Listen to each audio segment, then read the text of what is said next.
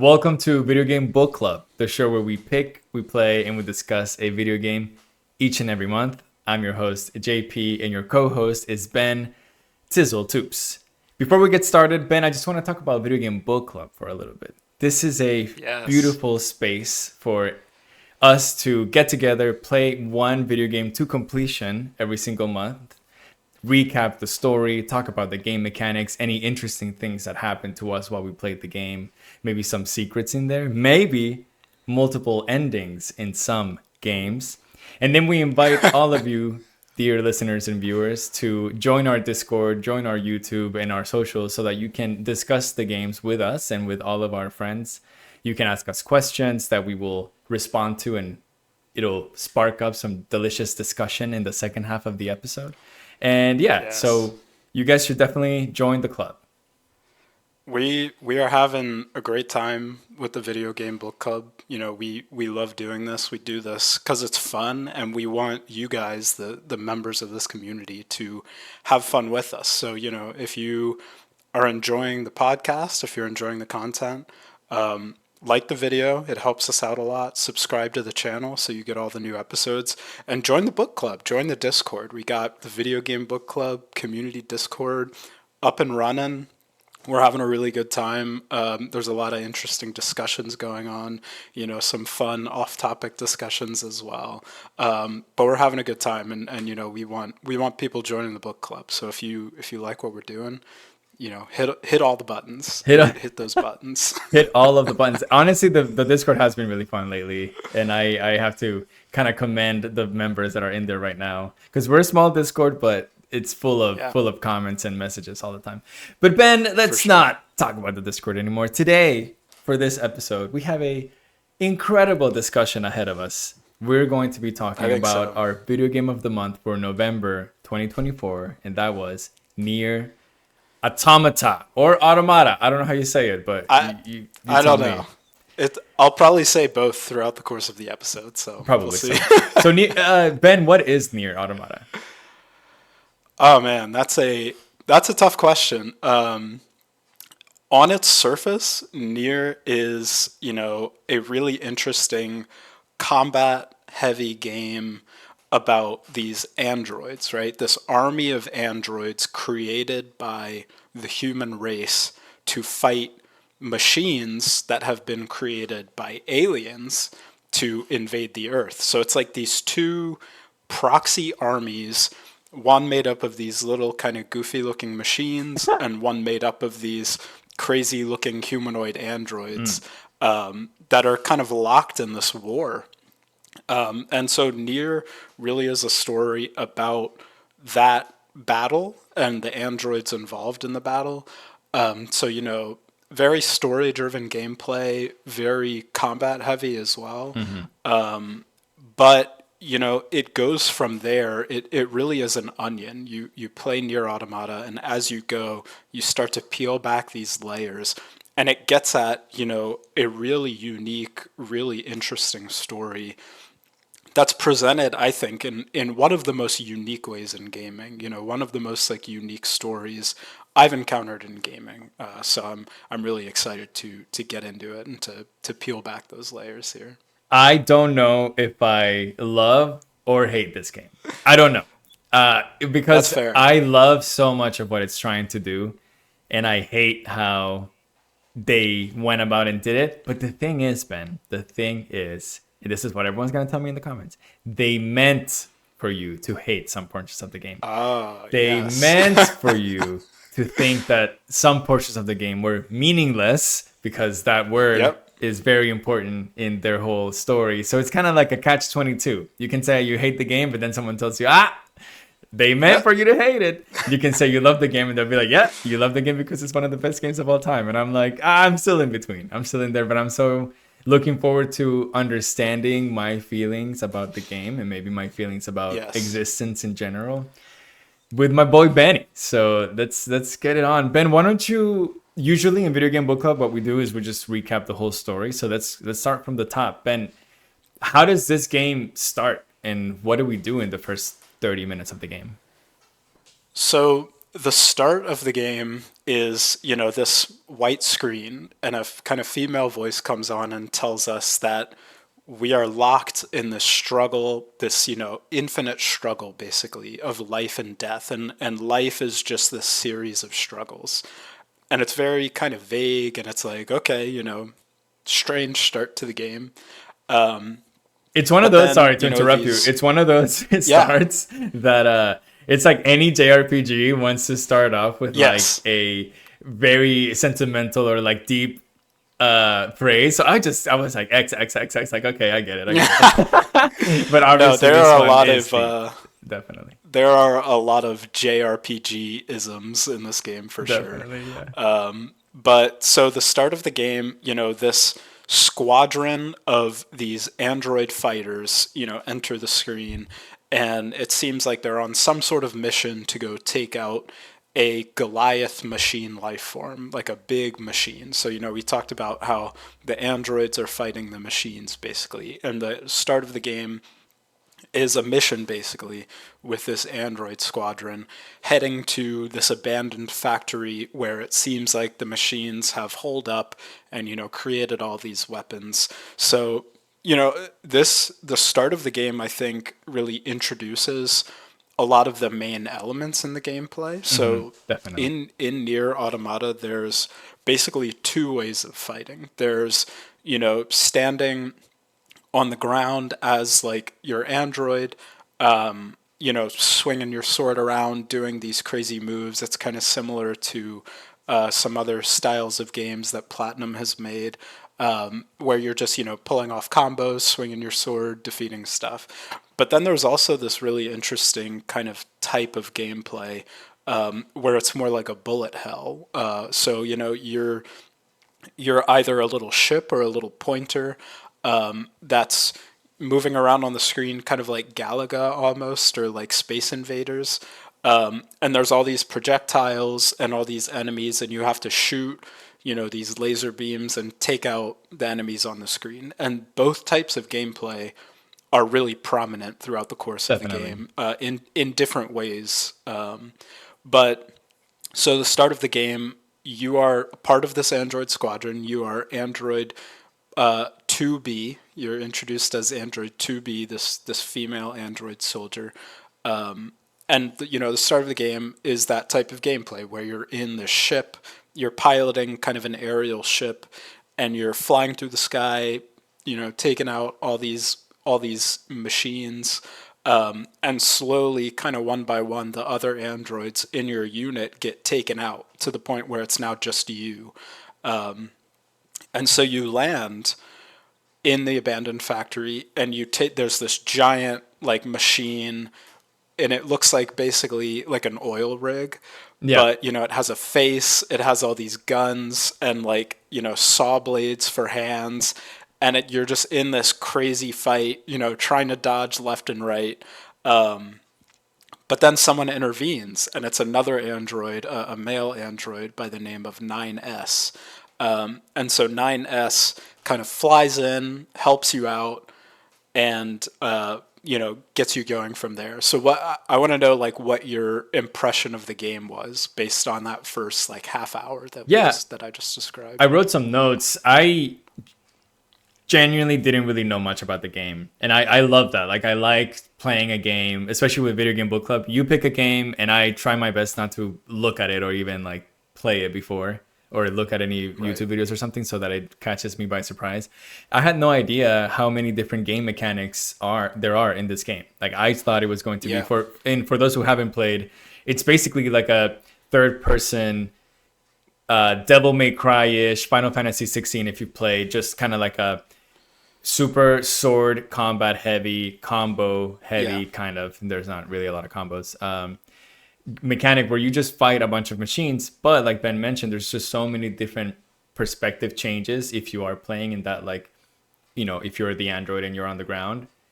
It becomes isometric at some point. It never really becomes first person, but it has like a top down view.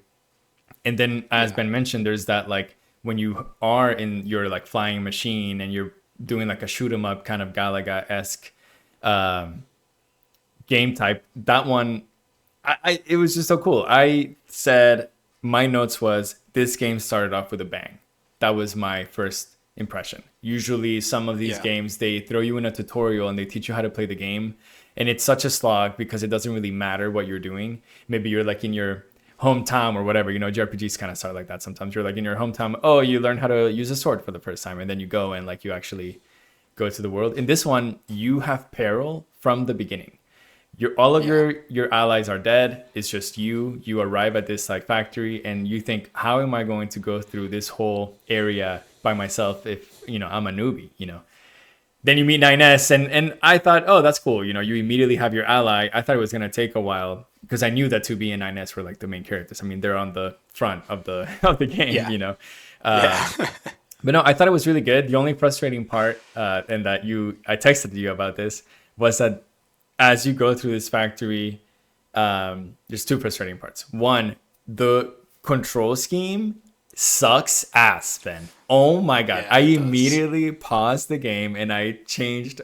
Thankfully, they give you the ability to remap every single button on your controller for the actions of the game, There's and I a remapped there's it. a really interesting reason why the control scheme sucks Oh, though. tell me So about it. as a part of the combat, like that kind of Bayonetta style combat we talked about, slashing your sword and all this stuff. You also have a little support unit called Yeah. a pod.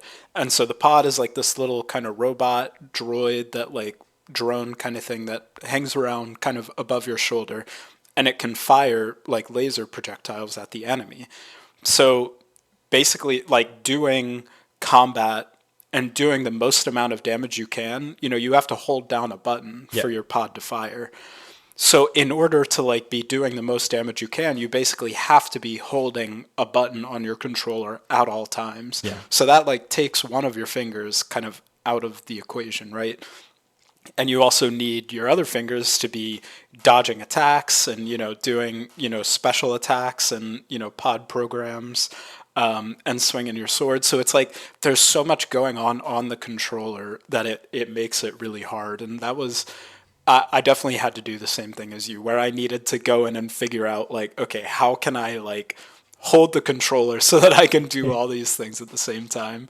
But yeah, so definitely uh, an interesting, controller scheme. Definitely, Definitely, I yeah. think. But it's cool, and like Ben said, yeah, you do have to press so many buttons. And there were some moments where, because of the layout that I chose, I was like, "Ooh, I can't press 7 buttons at once," unfortunately. So I I had to like take some damage sometimes or something. But no. Then the second thing is the game immediately lets you know that there's something that you're gonna have to do in the future, or there's some sort of like backstepping that you're going to have to do in the game, because there's some chests that you can't open. So you're going through this Yeah. starting area, and I'm like, ooh, so many chests and so many goodies. And this is one of those games where you literally have like 1,000 items in your inventory. And you keep opening chests, you keep getting new stuff. And yeah, there was a couple chests that I couldn't open, and I was like, Ben, why can I open these chests? How can I open these? And you're like, patience, grasshopper. That's what you told me, and I was like, okay, yeah, all right. I won't ask anymore, and I'll just let the game kind of guide me. You go through Yeah. the factory. Like I said, there's a couple perspective changes that were cool. You fight a bunch of androids, and then you end up fighting kind of like that oil rig big machine that Ben was alluding to. You Yeah. and 9S get back on your like aerial ships, and you fight the machine with the ships, and that was really fun. I didn't realize that there was going to be some sort of like kaiju esque fights in this game. And I typically haven't played a lot of games that have that like small person and huge enemy, but I enjoyed it. Right. I thought they did a good job. How did you find that fight? Yeah. Yeah, that fight's really interesting. It's like the enemy, like you said, the enemy is so intimidating, just like with the size and the weapons and stuff, that it feels like this crazy encounter. And 2B and 9S like eventually take out the machine with this crazy effort. But then something kind of hilarious happens where that one enemy kind of goes out of commission and then like six more enemies rise out of the ocean, so like of the exact same size and caliber, rise out of the ocean surrounding 2B and 9S, and it's like, okay, well, I don't think we're gonna win this one. Yeah, it was so So when that happened. That was the game does have very hilarious moments like that. it does, It's yeah, no dialogue. You know, it just kind of like visually showed us like you're done here. You know, like you're gonna go. And yeah, so this introduces something that 2B and 9S have to do to kind of get out of this situation. At this point, too, in the fight, 9S was cleared out. The dude was missing like a leg and an arm. 2B yeah, gets to yeah. him and they do something very interesting. They both pull out this black box that they're holding. And I didn't really know what they were going to do. But as soon as they touched the black boxes together, they both Hmm. basically exploded and they kind of, yeah, just had like their last kind of like attempt to like destroy the machines by destroying themselves, you know. So they had this like Right. this explosion. And then after that, you assume all of these, you know, that was successful and you defeated those machines. And then you get teleported to the bunker. So this is your Yeah. first time where you are not in on Earth, I guess, and you are in the bunker. And this bunker is Hmm. a kind of base station for all of these androids in it's in space. So you are kind of like surfacing or orbiting, I guess, orbiting around Earth.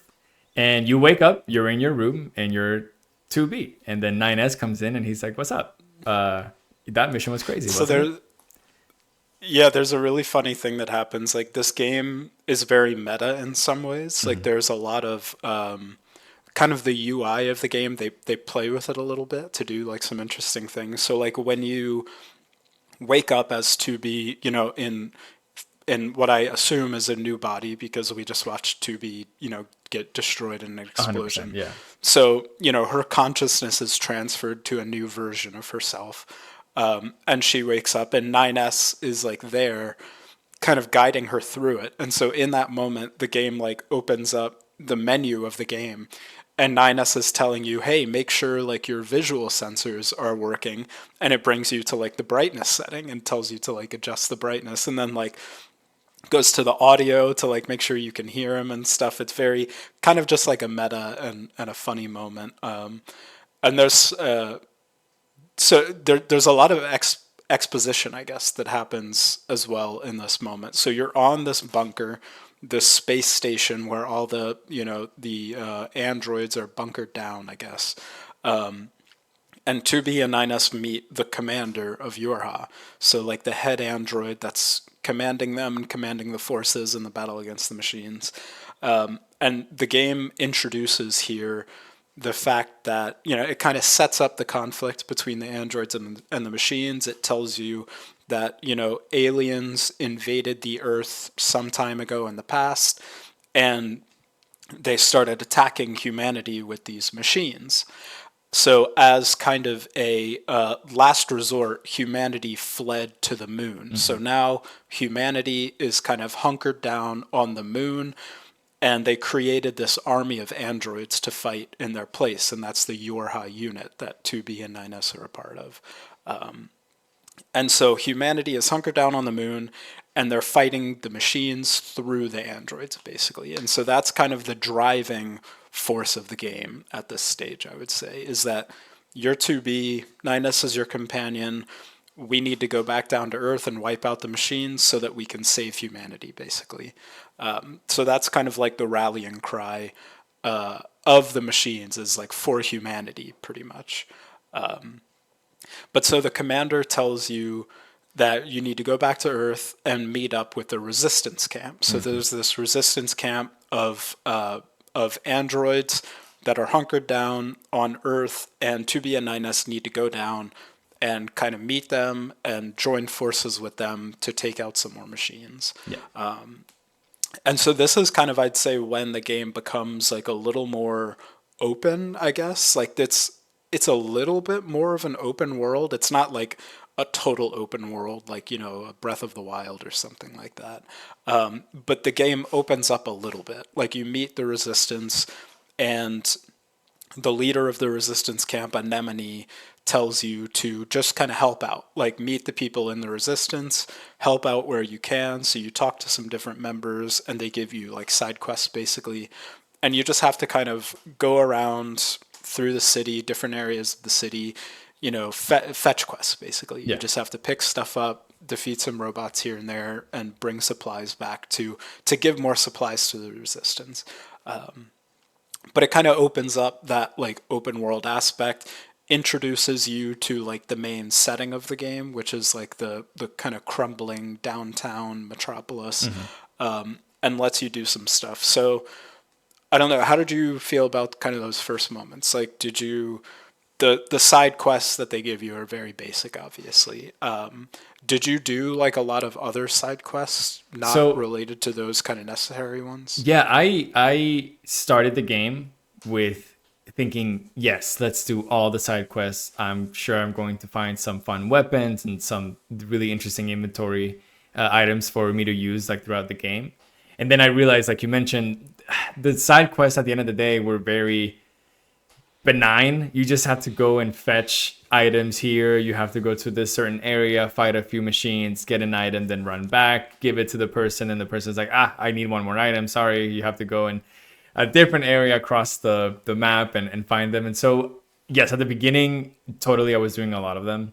I think at the end of the game, my recap was like I completed maybe 30% of the side quests. So no, I didn't do that many, but I tried my Yeah. best at the beginning. I mean, you meet some really interesting folk, or I guess none of them are human, right? So you meet very interesting machines or androids that give you quests, and yeah, I try my best to do them. But I thought it was cool. I mean, I thought the bunker was gonna be more of your hub, but then you get to the resistance camp and it kind of establishes, okay, the main portion of the game is going to be right here on Earth, the resistance camp. That's where all of your shops are. They immediately introduce them, so you know where you need to go if you need items, if you need more weapons, if you want to upgrade your weapons, if you want to upgrade your pods, because as Ben said, your pod deals a lot of damage, and that's what helps you really kind of mow through these hordes and hordes of machines that the game throws at you. So it was cool that they Right. immediately they didn't like gatekeep any shops. They're like, here you go, buy whatever you want, upgrade your stuff. And then also there's some conversations in the resistance camp where they're like, hey, do you think this game is too hard? You should try this, or man, you should like be better, get good, and at that point I was thinking like the game isn't that bad, like it's really not that hard. Like I don't know why they're acting like it's like Dark Souls times 100. Yeah. I enjoyed it though. Yeah. I enjoyed the kind of freedom that you had. Like Ben said, it's not an open world game, but you can access most areas immediately. There's nothing that you're going to be able to do, but you can go if you want to. So that was cool. Yeah. Yeah, so, those first few side quests and fetch quests happen, not too interesting, like you said, but you meet some interesting characters. And so after you do that, you get kind of your first real mission Hmm. from the resistance, and they tell you, hey, we've got this segment of the resistance out in the desert, and they're being overrun by machines. We're getting a lot of reports of like heavy machine activity in the area, so we need you guys to go check it out, basically. So 2B and 9S kind of head over there and clear out. You get to the desert, you meet kind of some of the resistance members. The desert itself is kind of a cool and like interesting environment. There's some interesting parts of the environment there. But you head out to like the desert proper, where it's just sand dunes, and there's all these little pockets of enemies kind of scattered around. So you just kind of go around, mow through them, like you said. But eventually you get to one of them, Mm. and one of the androids escapes and runs away. And so 2B and 9S are like, well, actually, something interesting happens while you're fighting the androids. They start like speaking. Yeah. The machines start speaking, and they start like you hit them with your sword, and they say like, "Ow, pain, hurt," and it's like kind of like, are these machines like experiencing pain right now? And the whole time, 2B and 9S are like questioning this, like, are they feeling this? Like, are they feeling pain? Because to them, these machines are just like, this kind of faceless enemy that's Yeah. just, this metal and scraps, basically, that no thoughts, no emotions or anything. And so 2B and 9S are kind of telling themselves, like, don't worry about that. They're just like imitating humans. They're just saying things they've heard. Like, don't worry about that. But you as the player are kind of like, that's weird. Yeah, also But so you're 9S and 2B, they have their own personalities that we haven't really talked about. yes, 2B is very like, to the point, like she's here to yeah, do a mission and no nonsense kind of character, whereas 9S is slightly more chatty, a little more sassy. And also, he is the one where like he tells 2B the whole time, like, don't worry about this. The machines are stupid. Like he hates the machines. He thinks the yeah, machines are like worthless, lifeless. It's like, oh, there's something wrong with their code. That's why they're saying all these things. And then, yeah, as Ben is alluding to, the more you play the game, the more the machines are talking, and the more like these kind of like personalities come out of them, the more 9S wants to like shut them down. And he's like, no. To be at the beginning, I thought that she was just gonna be like this cool, calm, collected character, but like she actually has some really interesting comments sometimes when she's like, maybe there's something more here, even though she's supposed to be like the cold-blooded like killer. So right, that's super interesting. But yeah, as Ben said, this machine, they start speaking, pain, stop, go away, like what are you doing? But then one of them decides, I'm running away. So to be an INS, basically, hey, let's follow this machine. And they go through this different part of the desert, and you keep fighting. There's like different mobs of monsters, just like a typical, this game will throw you machines to fight like forever. yeah, Eventually, you keep following this machine that keeps running away, and you get to this kind of like pit area. And this is the moment where the game really took a turn for me, and I started kind of like, oh, wait, there's a lot going on here. You get to this area, and there's all of these machines. They all have like a face mask on them that they've made from like wood or something. They're like trying to be like desert type kind of people. Yeah, people, it's a good word. Because what they're doing is that they are pretending to be human. Or they're yeah, maybe they don't really understand what being human is in that moment, but what they're trying to do is trying to imitate some human actions. So yeah. some of them are like playing, some of them are like doing some other stuff, and which is really funny. There's like one of them is like rocking a cradle and saying like baby, baby, like kind of imitating that. Yeah. So yeah, And so 2B and 9S it's are like, what is going on? Like these machines don't understand things. They shouldn't, at least in their eyes. yeah, Second, they shouldn't understand what humans are. And at this point, you might be asking, like, what about the androids? Like, what about them? Well, they were created in human form. Like, they know that their existence is because they were supposed to imitate humans. And so they know that, like, okay, I have human emotions and I have, like, human wants and needs and stuff, even though I am also kind of like a machine, quote unquote. It's supposed to be this way. But for them looking at these actual machines that aren't supposed to have any of this like consciousness, they're very weirded out. They're like, this is so weird. What is going on? yeah. But they basically they just keep telling themselves like ignore it. Don't pay attention to that. We're here to destroy the machines. Let's do it. So that's what you start doing. Like the machine so you're controlling 2B here. 2B is the character you're playing as. And there's this cutscene where all this stuff happens where you see the machines imitating humans. And then, it returns to the gameplay and you're 2B and 9S is telling you, let's take him out. And so you're stood there and I don't know about you. For me, I had a moment where I was like, I don't know if I want to destroy these machines. Like, they're not attacking me, they're not being aggressive towards me. But then 9S just starts hitting them, and then they go aggro. So the game like takes the agency out of your hands there and tells you, no, we are fighting these machines. Ben, not at all. To be honest, I was like 9S. At this point, You just obviously, okay, yeah, because I knew that the game was trying to make me feel something for these machines, but they're fucking machines. I was like, hell no, they're machines. I don't give a shit. I'm gonna literally mow them down. I mowed every machine down. I was like, I don't care, bro. Like this is just a game, and I was like, shot, shot, shot, shot, shot, slashing up. And so you, as Ben said, they become aggro immediately, and obviously they're gonna defend themselves. So you start fighting them, and then they do something really interesting, and they Yeah, kind of like the the fighting kind of doesn't go anywhere because hundreds and hundreds of machines keep like popping up in this pit, and so yeah, 9S and 2B, they feel overwhelmed, and then the machines, they all kind of like converge into a kind of ball. They make this like, I don't know, they literally create like a ball of machines in above you, and then they Yeah. kind of give birth to this idea that they were having, which is like become human. And they literally, a machine that looks just like an android is Mm-hmm. born from these machines, like semi consciousness that is starting to be alive. And I Right. was like, what is going on in this game? This game is so weird, you know? And It is. and yeah, this like he's naked machine that looks just like 2B and 9S, you know, in that similar vein, like a white hair, like humanoid, Mhm. super buff, like person Yeah. kind of plops up and he's like, what's up, you know?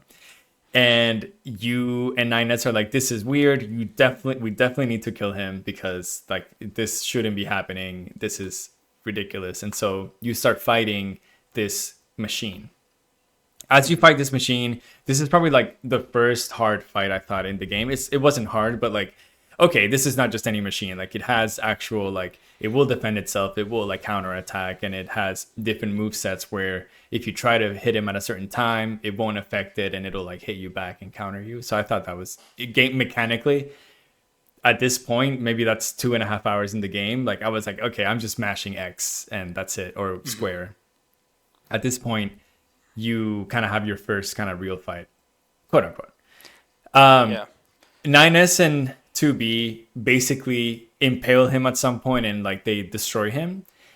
But instead of him dying, what ends up happening is that he, from his kind of belly area, he also kind of births a different machine that looks just like him. So now there's two of him and they're twins and they're called Adam and Eve, which is obviously a huge, not Yeah, even a it's a metaphor. very, It's like, very obscure reference there. right, of course, very, no one knows what Adam and Eve are. No. And before 2B and 9S can kind of process what's going on, this pit area where they are starts crumbling down and we need to get out of here is basically the thing that 9S shouts. And so Right. the two, Adam and Eve, they leave and you leave like the opposite way. And 9S and 2B have a little discussion about what they just saw. And they call their operator to tell the commander, like, yo, this just happened. I'm going to send you all of my data of what we just saw so that y'all can like tell us what to do. Yeah. So command is like, we need time to process this basically, just go gather more data. And so 2B and 9S go back to the resistance camp after all this like crazy stuff they just saw, and they're like, what? 9S is basically, you leave the desert and there's kind of a funny moment where 9S like stops you and is like, hey, that was kind of a lot. Can we just like go back to the resistance camp and rest for a minute? And you're like, yeah, I think that's a good idea. Is that what you said? I said, let's keep fighting, bro. Oh my. I was like, That's hell so no, funny. we're machines, dude. I'm an android. Like, I don't get tired, bro. That's Let's so keep funny. going. Okay, well, if you decide to give the androids a break or not, the command gets back to you and says like, hey, we got this signal of a bunch of missing androids somewhere out in the world. They're, missing Yorha soldiers basically are out in the world somewhere, and we need you guys to go investigate. And so 2B and 9S are like, whatever, sure, let's do it. So you go and you kind of navigate through the city and through this like sewer system, and you come out and there's this giant like amusement park. And Disney, it baby. looked They like go to Disneyland. it kind of looks like Disneyland. There's like these big spires and roller coasters and all this stuff, and it's populated by machines that are kind of dressed up as like clowns and jesters and all this stuff. And they're all like happy. They're like throwing confetti and they're dancing They're and singing. like they're singing. Like it's a really kind of bizarre like environment. And guess Like what I it's kind. did, Ben?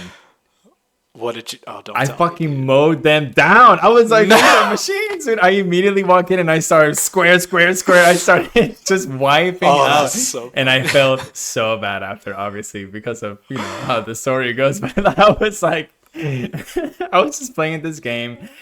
Genuinely, like I didn't understand what this game was. Even after the whole Adam and Eve thing, I was just like, yeah, I don't care. Like these are just machines. I'm an android. I obviously am fighting for humanity. I'm a human. I'm playing this Yeah. game. Like I want the humans to win, you know. So I Ben, I got so much XP, I think, because I just mowed them all down. I was like, bah, bah, bah, bah, bah, bah, bah, and I got all of them, which Dude, is I'm concerned. hilarious. I'm concerned about some of the choices you made later in the game. I'm a little worried, No, but no. we'll At this point, I just feel like obviously there's like kind of two parts of this game, of course, and we're gonna get to yeah. that. And we're just in the first part. In the first part, I was a dumb machine, dude. I was just an Sure. android that is following orders, and I was like, I gotta kill all these machines. That's what I'm gonna do. So I mowed them down, and yeah, so you kind of go through this amusement park, and this was really fun. I really liked, the desert. Yeah, you've seen deserts in other games. Obviously the resistance, it's kind of like in the middle of a city, pretty cool, but kind of you've seen that before. I don't know if I've ever seen kind of like an area that is kind of like roller coastery Disney like amusement park. So I thought that was super cool. I kind of wrote down on my notes like, okay, this is where the game, obviously the Adam and Eve thing just happened. The game is really grabbing my attention now, and you go through this area and you actually ride a roller coaster. It's pretty cool. You have some fights on it, and then you get all the way to this kind of theater inside of the amusement park, and you fight this machine that looked something out of like some dark fantasy like Yeah. novel or something. I mean, it was so I commend really the creators of, they don't know me, but the developer of the game. I mean, they obviously they're clearly super creative and they have a lot of great ideas, and that shows from the story. But visually, they were very smart too with everything that they did. And this Simone is the boss that you fight. It's basically like a gigantic machine, not super big like a Goliath or anything, but a big machine that is wearing in like kind of like her robes um androids that are dead, and she has like a Yeah. necklace of like dead androids, and they're together by like their hands, and I was like, oh my god, this is so sinister and it's so weird. And she has like all of, the fight ensues and you start fighting the machine, and then she starts throwing at you these crucified androids, and these androids are like kind of like falling in your area of battle, and you have to dodge them so that they don't hit you, and then the androids themselves start trying to fight you, and it's just 9S and 2B are having a really really hard time understanding what's going on. Man, this fight stands out in my memory Mm. when I think of this game. Like specifically, I think the soundtrack of this fight is Ooh, yeah. epic. Like the you first encounter the boss, and it's kind of like this opera like songstress. Like it's up on a stage and it starts singing, and there's a moment where it like lets out this long note, and the soundtrack kicks in, and there's this like chanting and these like epic instruments, and it's an incredible moment. Like the soundtrack in this fight blows me away. But yeah, it's a crazy fight. It's kind of a hard fight. The Mm. and the whole time the boss is like saying things about like beauty, beauty, I must be beautiful. And so you start like you're thinking a little like what's going on here, but as far as you know, this is just like an android that's gone crazy basically, Hmm. and it's just saying I need to be beautiful, I need to be beautiful. And so, but you're just fighting it. You're 2B here, so you're just hacking and slashing, taking out all the androids that you think are your compatriots, but clearly they've been taken over in some way. And eventually you defeat it. And so you defeat Simone, and 2B and 9S kind of walk out of the boss arena and are kind of talking to themselves like, what was all that? Like, what in the world just happened? This android is talking about, or this machine is talking about beauty and needing to be beautiful and like going crazy. And, all of our android friends that we were sent here to investigate are dead. Like, what is going on here? But They're you really walk out. struggling. Before we walk Yeah. out, I do have a question for you, because I Okay. don't think I ever found the answer to this playing the game. There's an area underneath the the amusement park, And it has like a corridor. In the corridor, you like fight a bunch of machines, and once you kind of like plow through them, there's this like room, and the room has like a tower stack of TVs, and all of these TVs they're showing nothing. They're like blank, but they're on, and it's like a spiral of TVs. There's a chest that only redacted character can open. Uh, at this point, you don't know how to open that, and you're like, okay, one of these chests again. I was kind of annoyed, but I wanted to see if you knew what that was because when I was playing the game, I was thinking there aren't any TVs. Like they obviously these androids and machines are advanced enough that they like they have like I don't know, they display their conversations kind of like FaceTime, but it's like in the ether. There just exists. These screens pop out of nowhere from the pods or something.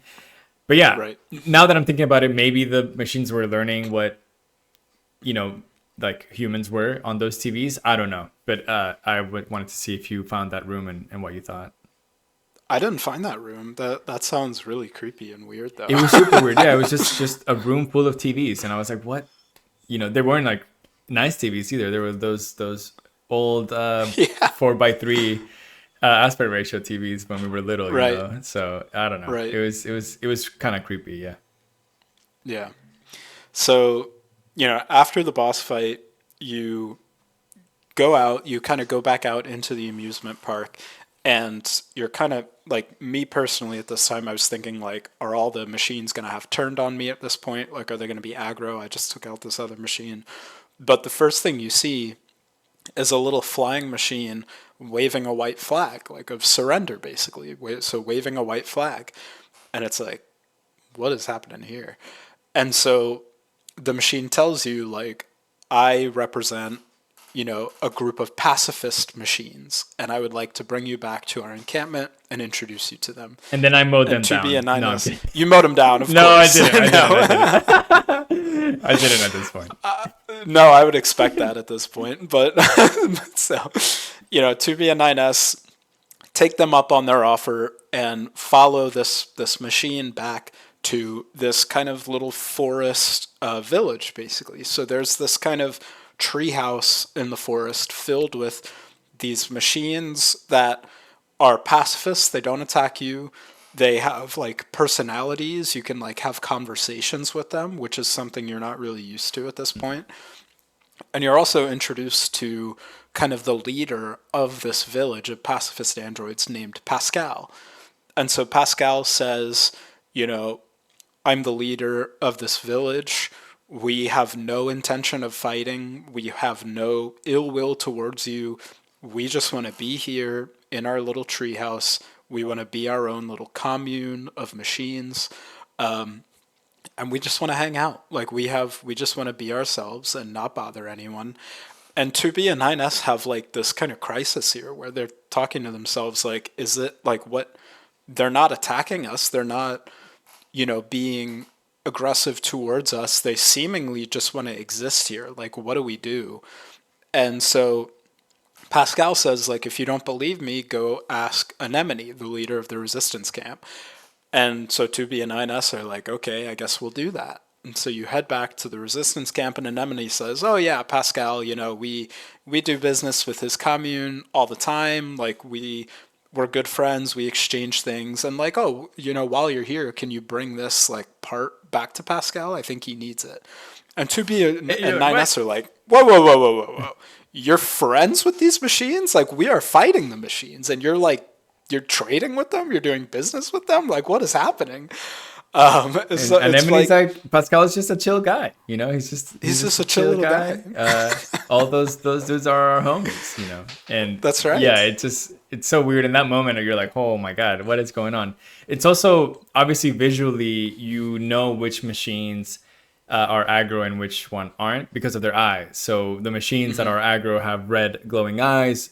Machines that are maybe neutral have yellow eyes, and then the Pascal and all the friendly machines in the forest. Not in the forest, behind the amusement park in their little jungle area, they have green eyes. Yeah. So 2B and 9S are like, okay, we'll bring the part back. They go back to Pascal's village. They bring the part, and Pascal's like, see, like we're chill. We're just doing our thing. We're being peaceful. We're trying to, live our lives out here. And 2B and 9S are like, okay, I guess that's fine. I don't know. But like during this conversation, there's this massive explosion, and you hear it like kind of reverberates through the area. And you get a call that's basically like a Goliath has shown up, a massive machine, this Goliath as they're called, has shown up in the middle of downtown. Like, we need you on it, stat. Yeah. So 2B and 9S are out of there.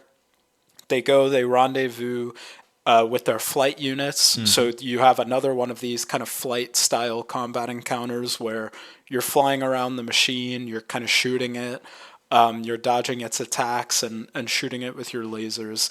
And eventually, you defeat the machine, and it kind of, as the machine dies, there's like explosions, and it opens up this giant sinkhole in the middle of downtown. So the middle of downtown like collapses, and there's this huge hole now in the middle of downtown, and you have no idea where it leads. The whole landscape kind of changes after this fight. Yeah. Now you have to go around the sinkhole. The sinkhole opens up a bunch of like new stuff and new paths to go to other places. And basically you are like, okay, we got to go figure out what's inside of this sinkhole because we think that there's something in this sinkhole. And I think at this point they get the call and they're like, hey, definitely go check it out. You need to go see because there might be aliens in this sinkhole. Yeah. So Command tells them like we're getting signals of aliens in this sinkhole. We think the aliens might be down, like they might be hiding out down there. So 2B and 9S are like, all right, we're on it. Like, we gotta go. Let's get down there. So they head down there. You make your way through this kind of little cave system with enemies. Nothing super special. But then eventually you reach this like big chamber, and it's filled with, it's kind of this big like circular chamber. It almost looks like something out of like an alien movie or like Prometheus or something like that. But in this chamber are dead aliens. Like the aliens are there and they're dead. They're just like sitting rotting there basically. And they're like, what's happening? And like the wall comes up to reveal like all of the alien motherships are like destroyed and just like sitting at the bottom of this pit, destroyed. And at this moment, 2B and 9S are like, wait, the aliens are dead? What's happening? And Adam and Eve from previously, the androids that we saw get, like birthed by the machines out in the desert, show up. And they're like, yep, that's right. Like, aliens are dead. It's no just longer us machines. Yeah. And, they kind of tell you that all of the machines are connected via like a network, basically. They're all hooked up to a network. That's something you hear a lot in this game. And Adam and Eve are kind of like now, after their birth, I guess, are like the leaders of that network. And so they kind of tell you like, we're running the show now. We're controlling the machines.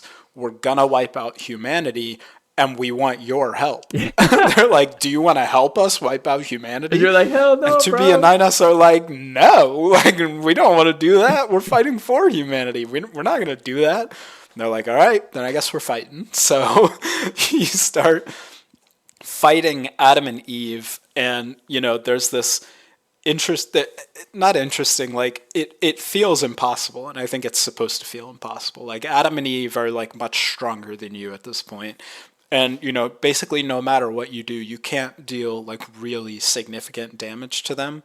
But the whole time this fight's happening, there's like a dialogue happening between 2B and 9S and Adam and Eve in the background, just talking about like why they're fighting, why they want to destroy humanity. So it's more of like an exposition moment than a fight, really, I would say. I was getting so frustrated because I was doing so much damage to them, and they kept healing back because it was the game. I was a lot higher level, I think, because of the side quests and mowing down every single machine I saw. That I was actually dealing a lot of damage to them, and then they would go low, but like the exposition wasn't done, and so the game would just heal them back up. And I was like, what the hell? And then I would mow them down again. And then they would go back out low. And then they would get healed up. And I was like, bro, okay, fine, I will just sit here and listen instead of like trying to like kill these dudes. Yeah, yeah. But basically, they tell not at the end of the fight, as this exposition is going on, they tell them, "Yo, we're going to the moon. Like we're going to the moon, and we're gonna go, like to the humans." I don't know if they explicitly at this point say that they were gonna go kill them, but they're like, "We're going to the moon, and like see you there." Basically, like Yeah, to they be a basically 9S. express like they kind of express like a fascination in humanity. They're Yeah. like humans are so interesting. They have the capacity for great love while at the same time like having the capacity for great hate. And that like dichotomy is something that I think doesn't really click for the machines because maybe they're like just not capable of that like depth of thought or something, Hmm. but they're just kind of fascinated by humanity and they want to learn more about them. But to be an INSer again, like no, we're not helping you. Like you've been our We're not. enemies for 10,000 years. Like I don't Yes, no, exactly. bro. No, bro. So, but eventually, Adam and Eve just kind of escape. They get out of there, and to be an INS are just kind of left there. Like, they are like, I don't know what's going on, and me as the player, I am like, I don't know what's going A hundred on. percent. Like, At what this is point, you're like, happening? bro, I don't literally don't understand this game at all. It makes no No, sense. And then Pascal no. calls you, and he's like, "What's up? You'll have a second to come by?" And you're like, "Fine, yeah, sure. What's up?" I And then guess. Pascal's like, "Hey, with this new layout, there's access to this forest kingdom because of this explosion, and we need to go investigate like what's going on over there. These machines are super hostile. They've been trying to get to the village for like the last little bit, and we've been closing them off. So can you please go and check that out?" To be and Ines are like, "For sure, dog. I love you, Pascal. You're the real goat." And so they go out and they go to this new area that kind of like I said, it happened because of the explosion, and Yeah. it's a mall. So they're like at a shopping mall that has been overgrown, and now it's kind of like a forest. And you can't go in. And something interesting happens that I think is just maybe like an Easter egg because I couldn't really figure out anything else about this, and maybe you know more. There's this Yeah. machine that you start fighting, and before the machine like dies, its head kind of opens, and then there's a head inside of his head, and the head starts talking, and it's like, "Yo, no, no, no, no, don't kill me, please!" And the machines, even though they have been talking recently, they have this like kind of weird robotic voice that genuinely, some of them, I hated it so much. It was like grating my ears, like the way that the Yeah. robot sounded. This little head didn't have that voice at all, and it was like, "Yo, don't kill Yeah. me, please don't." And then 9S and Tigger are like, "Yeah, we're gonna." They are very much like me. I'm like mowing down everything I see, and then this little kind of head runs away and goes through a wall, and that kind of opens up your path to the Forest Kingdom. What is that Yeah. head, Ben? Like, who is that? So I think we have to wait till a little later Oh to yeah. talk about what All that right, is. that's It's fine. That's like fine. it's I mean, we don't really like it's not a spoiler to the game really, but Hmm. there's like content later in the game that kind of exposes what it That is head basically. is But in okay. this yeah, in this moment you're supposed to have no idea what it Yeah, is. Like you're in my head, I was like, "Oh, maybe the machines have humans inside of them." I don't know. That was my right. my first Yeah, thought. I was like, it's just in this moment, and in this moment, I was, similarly confused. I was like, are those things in every machine? Like, what's going on here? I don't really understand.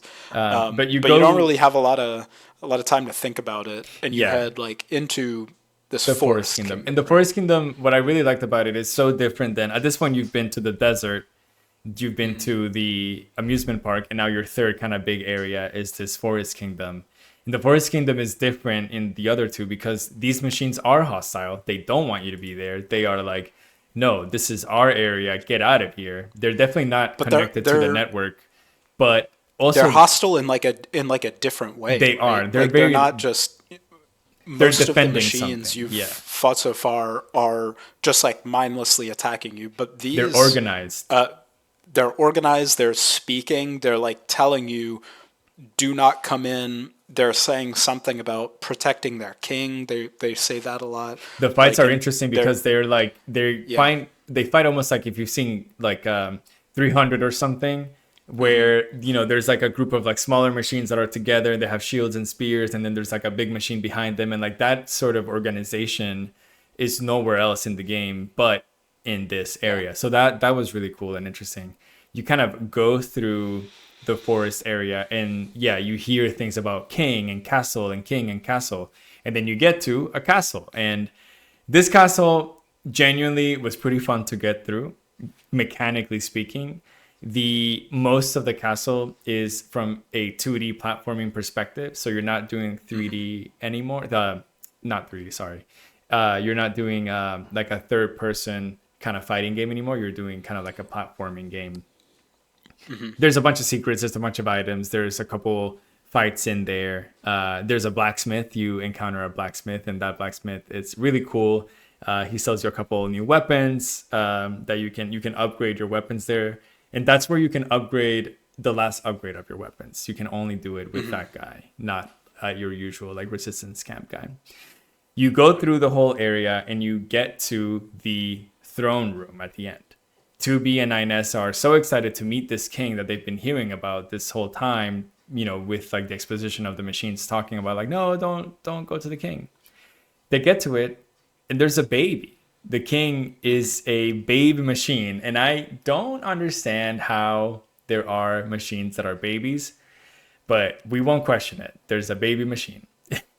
There's a baby machine. So I think there's like a larger story to the Forest Kingdom that we're going to talk about Yes, for as the sure. game unfolds, Yeah. but I think the idea behind the baby is that,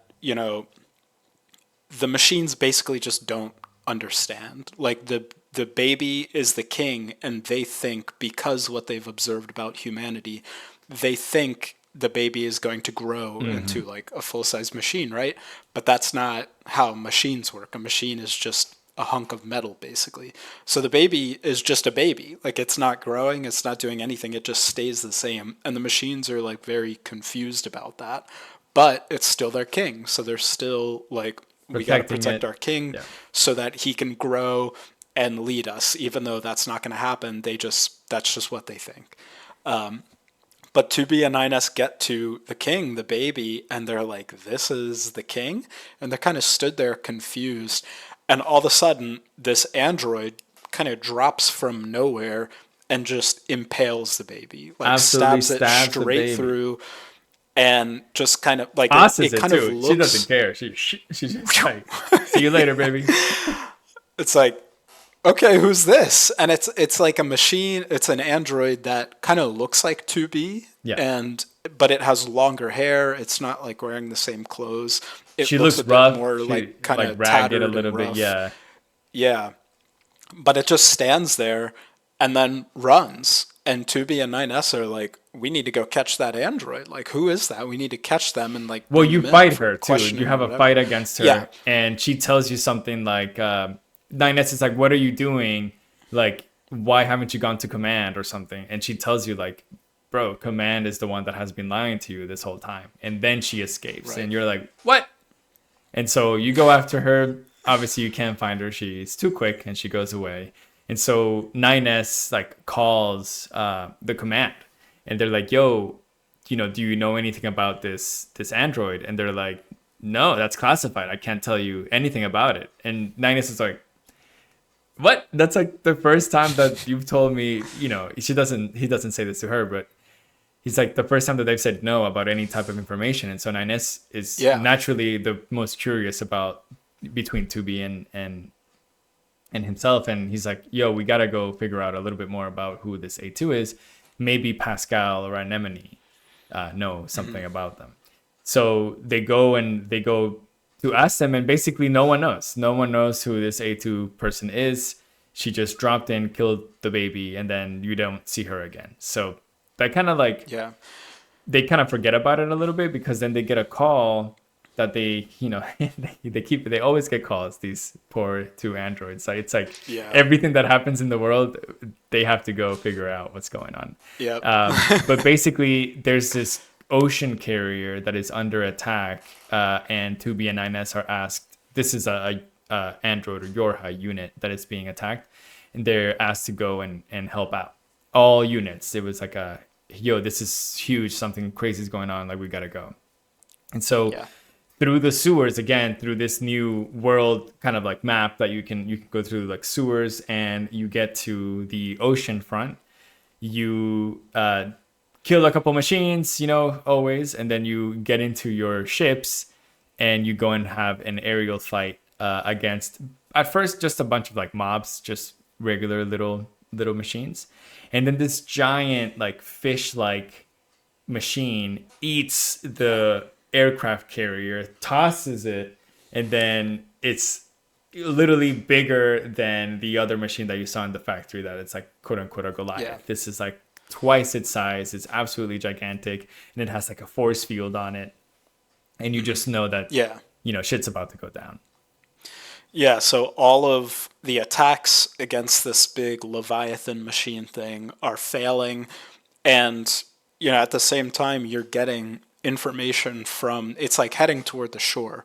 And you're getting information from, I think, Pascal, who's saying the last time we saw this machine, or maybe it's from another android, but they say the last time this machine showed up, it got to shore and released an EMP blast that killed all of the androids in the area.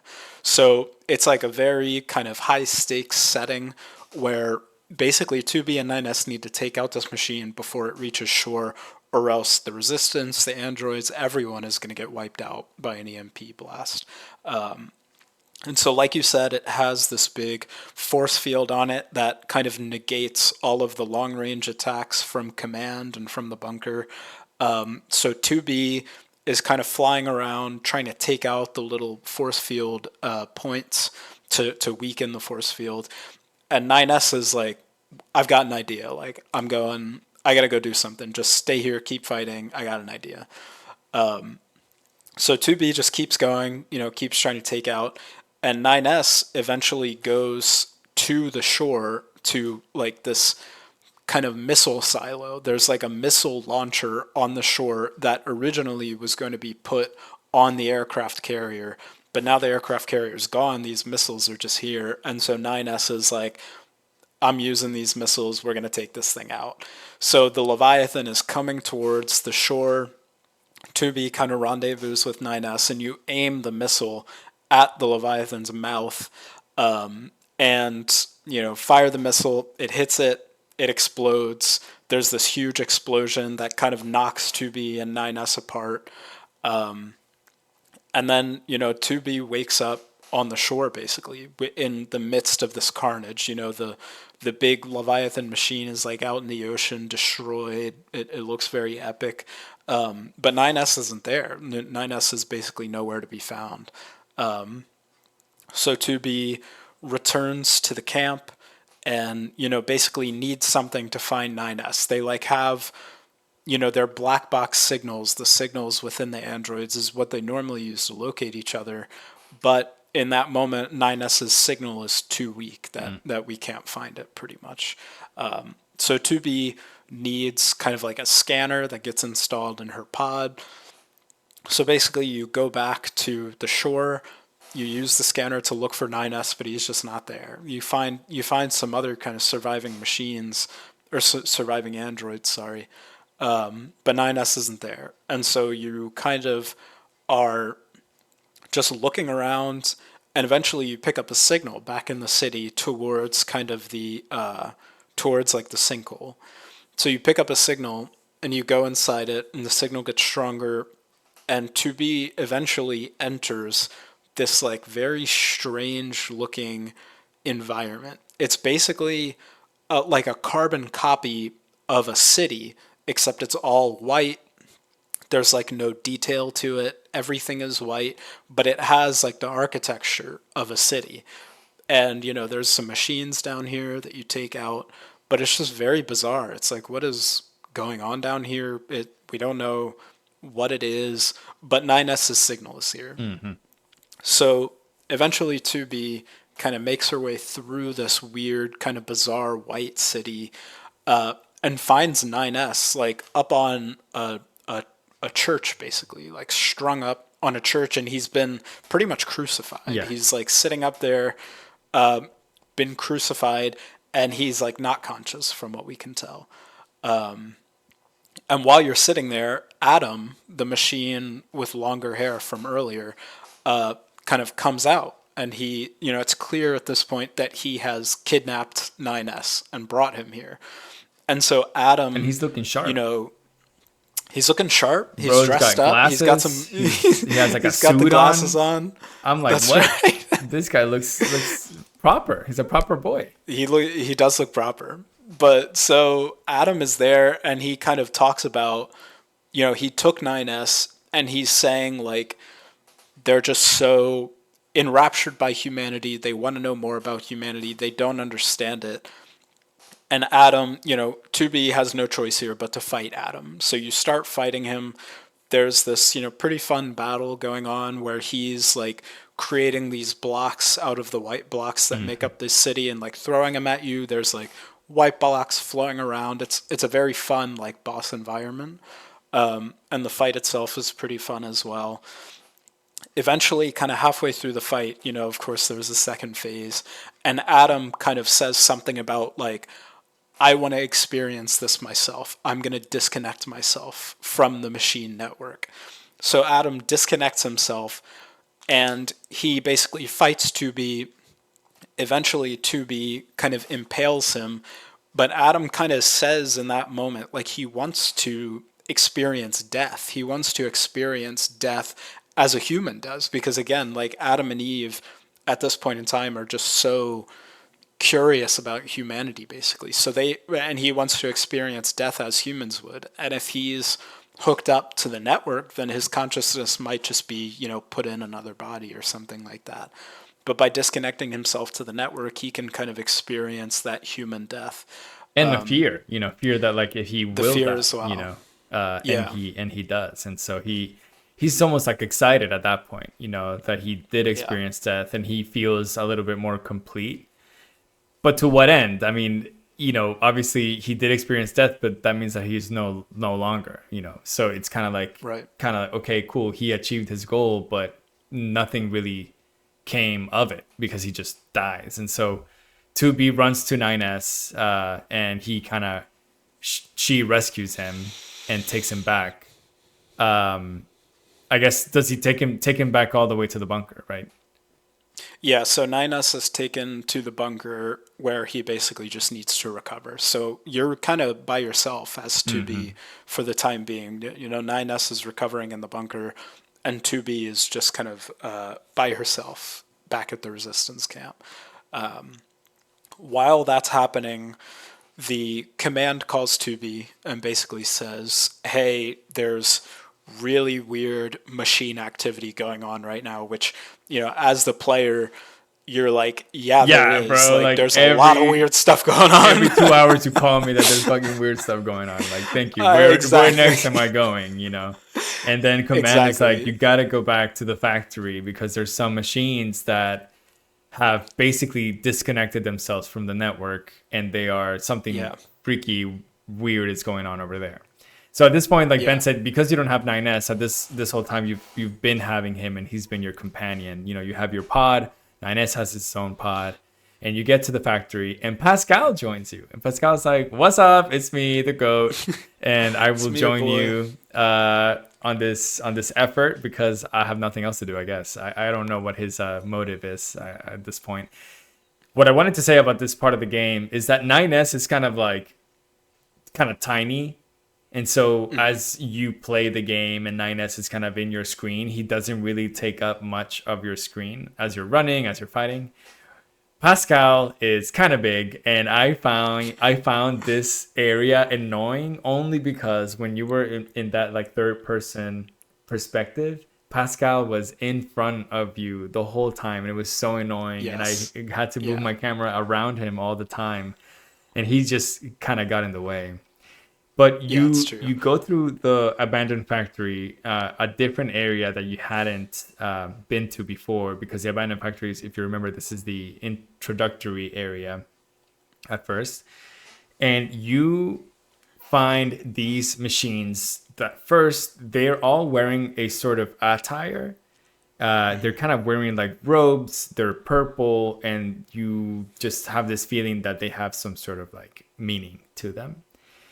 And you just, you kind of mow them down like normal, and they start talking and saying like really weird stuff about very like existential stuff. And they start talking about that they wanted to become gods. And you're like, okay, here you go, slash, slash, slash. And eventually, as you progress through this area, you get to the kind of like final room of the factory, and you see this huge cult going on. And there's a machine that has like a crown, kind of very religiously looking crown, not like a king's crown. He's sitting above everyone, and he is kind of like, at this point I think the guy's dead, but he's saying like, yo, we're all going to become gods right now. And so you notice that he had killed himself, this machine, and he had promised all of the machines inside of this cult that if they did the same thing, they will become as gods. And so you witness the first machine cult a la human cults that have existed in the past, and it was Yeah. so freaky. Out of all the areas, I think this area was the freakiest area for sure. Yeah, totally. So, like you said, the machines are all looking up to this kind of central figure, and the central figure just like they're all kind of worshiping him, and then he just kind of collapses forward and like his head rolls off, and the other machines that are there worshiping are like, he's done it, he's ascended, he's become a god, we need to follow in his footsteps. And they kind of go into this like frenzy where they're chanting like, become as gods, become as gods. And it becomes like the soundtrack of the area where that chant, become as gods, like works in to the music in like this really creepy and epic way. And so at this point, Tubi and Pascal are like, we got to get out of here. So they start, running, slashing their way through machines. In the background, this is a factory, so there's lots of like industrial equipment, these big like vats of magma, it looks like. And in the background, you can see a bunch of machines like jumping into the lava because they want to become as gods. So they jump in and they die, in pursuit of this godhood, I guess. And so it's very creepy. It's very like strange. And as 2B and Pascal are trying to escape, they run into this machine and they're about to kill it. And it's like, wait, no, it's me. It's 9S. I hacked into this machine from the bunker. I want to help you escape. And it's like, okay, cool.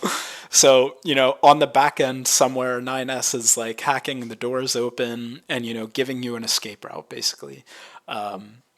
But, eventually 2B and 9S, or 2B and Pascal, sorry, encounter this big boss enemy. And it's like this big orb, kind of spider looking thing, that's like crawling around this huge arena. And it has a shield that's being powered from the power source of the factory. So you basically have to like dodge around and evade until 9S on the back end can shut down the factory power, and that disables the shield. But when he does that, all the lights go off. So it's like this really crazy kind of boss fight. The visuals are crazy. It's kind of pitch black except for a few moments here and there. And you have to, fight this thing. But eventually 2B succeeds, or at least she thinks she does, by killing this machine. And, she gets out of there. Pascal and 2B escape. So eventually, they escape the factory and they kind of head back into the city, only to find that the machines have like gone haywire. All the machines have gone berserk. Previously they were either neutral or just like generally aggressive towards you, but now all of them have gone totally haywire. You make it back to the resistance camp and you find that it's been overrun by machines. There's machines literally eating some of the androids, which is a little strange. Yeah. It's like kind of creepy. But, so 2B and 9S, or 2B just by yourself at this point, kind of is fighting off machines. You go back into the city, and the same boss machine from the factory kind of descends on you. And it's like, I'm back, round two, What's let's up? go. The fight kind of starts again. 2B is locked in this battle, and eventually at the end, 9S kind of flies in from nowhere as he's done before and like, impales the with machine, his machine, kills with it his fine thing, yeah. with his thing. He kind of he ejects and like kind of kamikazes into it, I guess you could say. And the frenzy But continues, and then Pascal yeah, calls you, and it's like, bro, do you know what is going on? We're getting attacked in the village by all of these crazy machines that have gone haywire. So at this point, you're like, oh my god, like these machines are everywhere right now. They're going super super crazy. We gotta go help. So you go to Pascal, bunch of machines there. You have some of these like worm kind of looking machines that you've been fighting throughout the game. You fight them, defeat them. Pascal's like, thank you. Do you know what's going on? No. And then you go to the center of the map where the pit is, and Eve is waiting for you. And Eve is like, finally, you're here.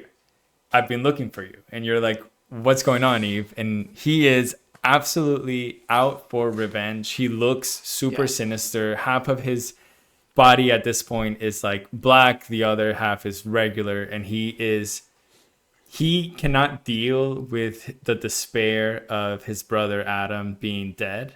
And so he channels all of that raw emotion that he doesn't know how to process as a machine into, I need to have revenge and kill everything and everyone. And that's why the machines are in this frenzy, because at this point, since Adam is dead, Eve is the only one controlling the network and can kind of direct them to do stuff. And he just wants revenge. He just wants to kill everyone. And so you start this like epic final fight, and between 2B, 9S, and Eve, and it's really really cool. I really like that fight. yeah. It starts out as like more of a normal fight where you're doing a little bit of platforming because Eve is kind of up in the air and there's like floating platforms everywhere. There's like a dust storm that's whipped up, so it's like a very chaotic environment.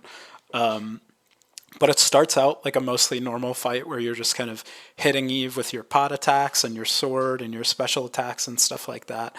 But eventually, it gets to a point where Eve lets out this big blast and kind of disables all of your utility because you're a robot, or Yeah. you're basically a robot. You're an android, remember? So, your attacks are controlled by like a system. Your pod attacks are controlled by a system. Your everything is like computer hardware within you. So Eve lets out this blast and basically disables all of that. Like you can't swing your sword anymore. All you have is your pod attacks to rely on. 2B is like very slow. She's like kind of limping along because her like motor systems have kind of been destroyed. But Eve is still just like going. He's like flying around. He's putting out these huge attacks of these kind of projectiles of this kind of bullet hell style combat. And you're just kind of limping around trying to like dodge between them as best you can. And eventually you kind of whittle him down to the point where you defeat him. Eve is just like totally devoured by his hatred at this Mm-hmm. point and his desire for revenge. And in order to defeat him, 9S has to hack into Eve. He has to hack in to like disable Eve, basically. And in doing that, 9S kind of contracts some sort of virus through hacking into Eve. So, you defeat Eve, but the result is 9S as being kind of taken over by this logic virus. And he needs to be killed, basically. He can't upload his data to the bunker because it might infect others. So, his memory of this moment, his entire personality is going to be wiped out. But for the purposes of this, 2B has to take him out. So 2B basically strangles 9S in like kind of an emotional moment, Mm-hmm. and takes him out. She says something about it always ends like this, which you don't really know what that means at this Yeah. point. It's kind of cryptic. But she kills 2B, or she kills 9S, and She's you think crying. that's She's it. weeping over him. Yeah, but eventually the other machines in this area start to kind of light up and start flashing in this kind of rhythmic pattern. And 2B's like, all right, here we go again. I guess I'm just going to have to kill all of you machines again. Like she herself is kind of consumed by hate at this point. But then 9S pops back up in this other machine, and he's like, it's me. I was able to like use the other machines in the area to like preserve my consciousness and upload it into this machine. And so that's kind of the ending of the game, I think, kind of right here, right? Like Uh, uh, the that's it, so right? We're done. We're done. basically, yeah, 9S is in this like big machine. He like holds up a 2B in his hand, and they have this like emotional Yeah. moment, and you're like, they're together forever again. The credits roll, the game is over, and then Square Enix sends you a really funny message to me, and they're like, "Please keep playing this game, please, Bro, I please beg you. please keep playing, bro. I promise, bro. I Please, promise this please game keep is playing. good. I promise this game is so good. Please keep playing."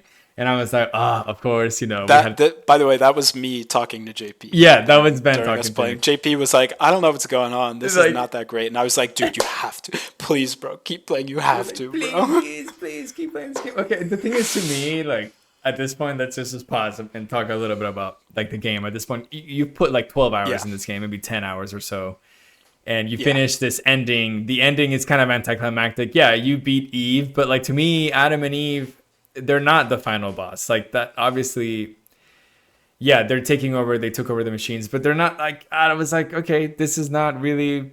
This didn't give me anything. Like the war Yeah, the about humanity doesn't conflict. really like Exactly. end. Like what about the androids? What about the machines? Where's the humans? Like I don't know anything about what's going on. And Yeah.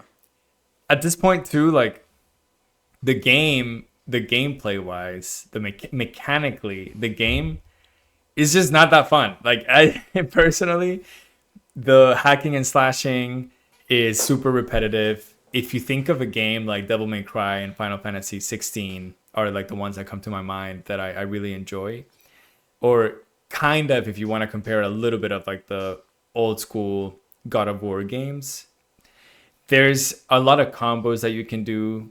Even Hi-Fi Rush, we played Hi-Fi Rush, and it has a very similar Yeah.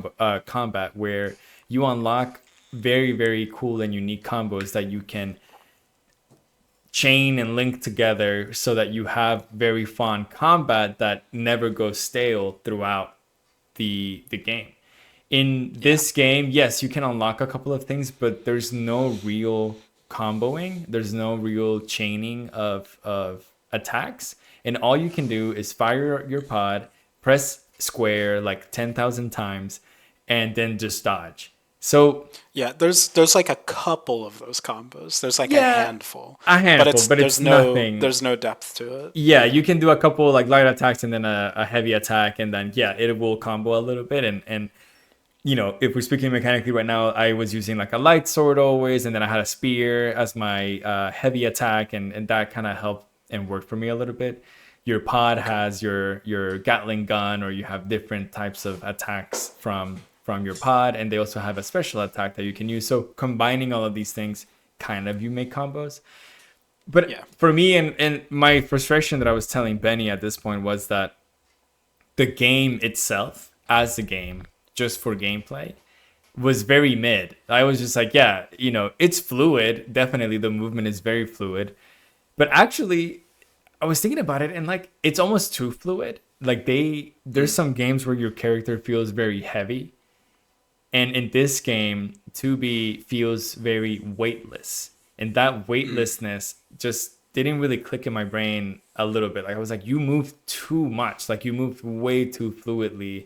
Sometimes it even makes you dizzy because the camera like spins around because you're just like running around like you're a ninja, which is cool, Yeah. but there was something mechanically that it just didn't click as much for me. But of course, because of Video Game Book Club and because the story was not um, it just didn't hit the spot. The story at this point, you have to keep Yeah. playing. Like it just, yeah, Square Enix begs you, please keep playing, but you also kind of want to do that service to yourself because there's no way I'm going to play 10 to 12 hours of a game and not have an ending, not have kind of that like climax. Yeah, it feels very incomplete at that moment, like you said. Like it doesn't feel like the story was wrapped up at all. Like it feels like you completed a quest basically. You took Yeah. down Adam and Eve, but like the overall story does not feel complete. The gameplay, like you said, feels okay, but not great. The story itself, like all of the story moments that we've gone through, there's like a narrative to it, but it's kind of nonsense in a way. Like Yeah. it just doesn't. There's not a lot that really makes sense to it. So you're kind of left there after the credits, like what I like. There's got to be more. There's got to be more to this. And of course, you get the message from Square Enix telling you like, we hope you'll keep playing. You've just scratched Please the keep the playing. surface. Like this is not it at all. Exactly. Keep going, Yeah. please. I kind of feel like the developers maybe didn't want to put that in there, but Square Enix was like, no, no, no, no, no. You have to tell people to keep playing because this is not the end. Like you have Definitely. to. And you can tell like the developers, like I said earlier, like yeah, they're super creative and they have this really cool story and idea that they want to convey to the world, and they were successful at it. But it's also, God, it takes a while to get there, you know. So yeah, Square Enix was like, bro, like we gotta say something because this is ridiculous. I think it even mentions there like this is just one ending. Like keep playing. You need Yeah. to figure out like what else happens, and so Yeah. you you can press basically continue on your game, and instead of continuing from the moment of 2B and 9S, like having that kind of final seconds of the ending A, we're gonna call it, that's what it's called, you restart the game from the beginning, from that first factory mission, but this time instead of playing as 2B, you play as 9S, and he has a totally different perspective to the situation than 2B has. And if you remember too, they separate at some point after the ocean battle with that Leviathan like machine, and 9S has its his own little arc in that space. Yeah. But as you restart the game, basically you learn that 9S is just a supporting unit. That's what he is meant to be. He doesn't do any combat or isn't supposed to do any combat. Instead, he's supposed to be an expert hacker. So he's able to hack into machines. And basically, every machine has a core to them.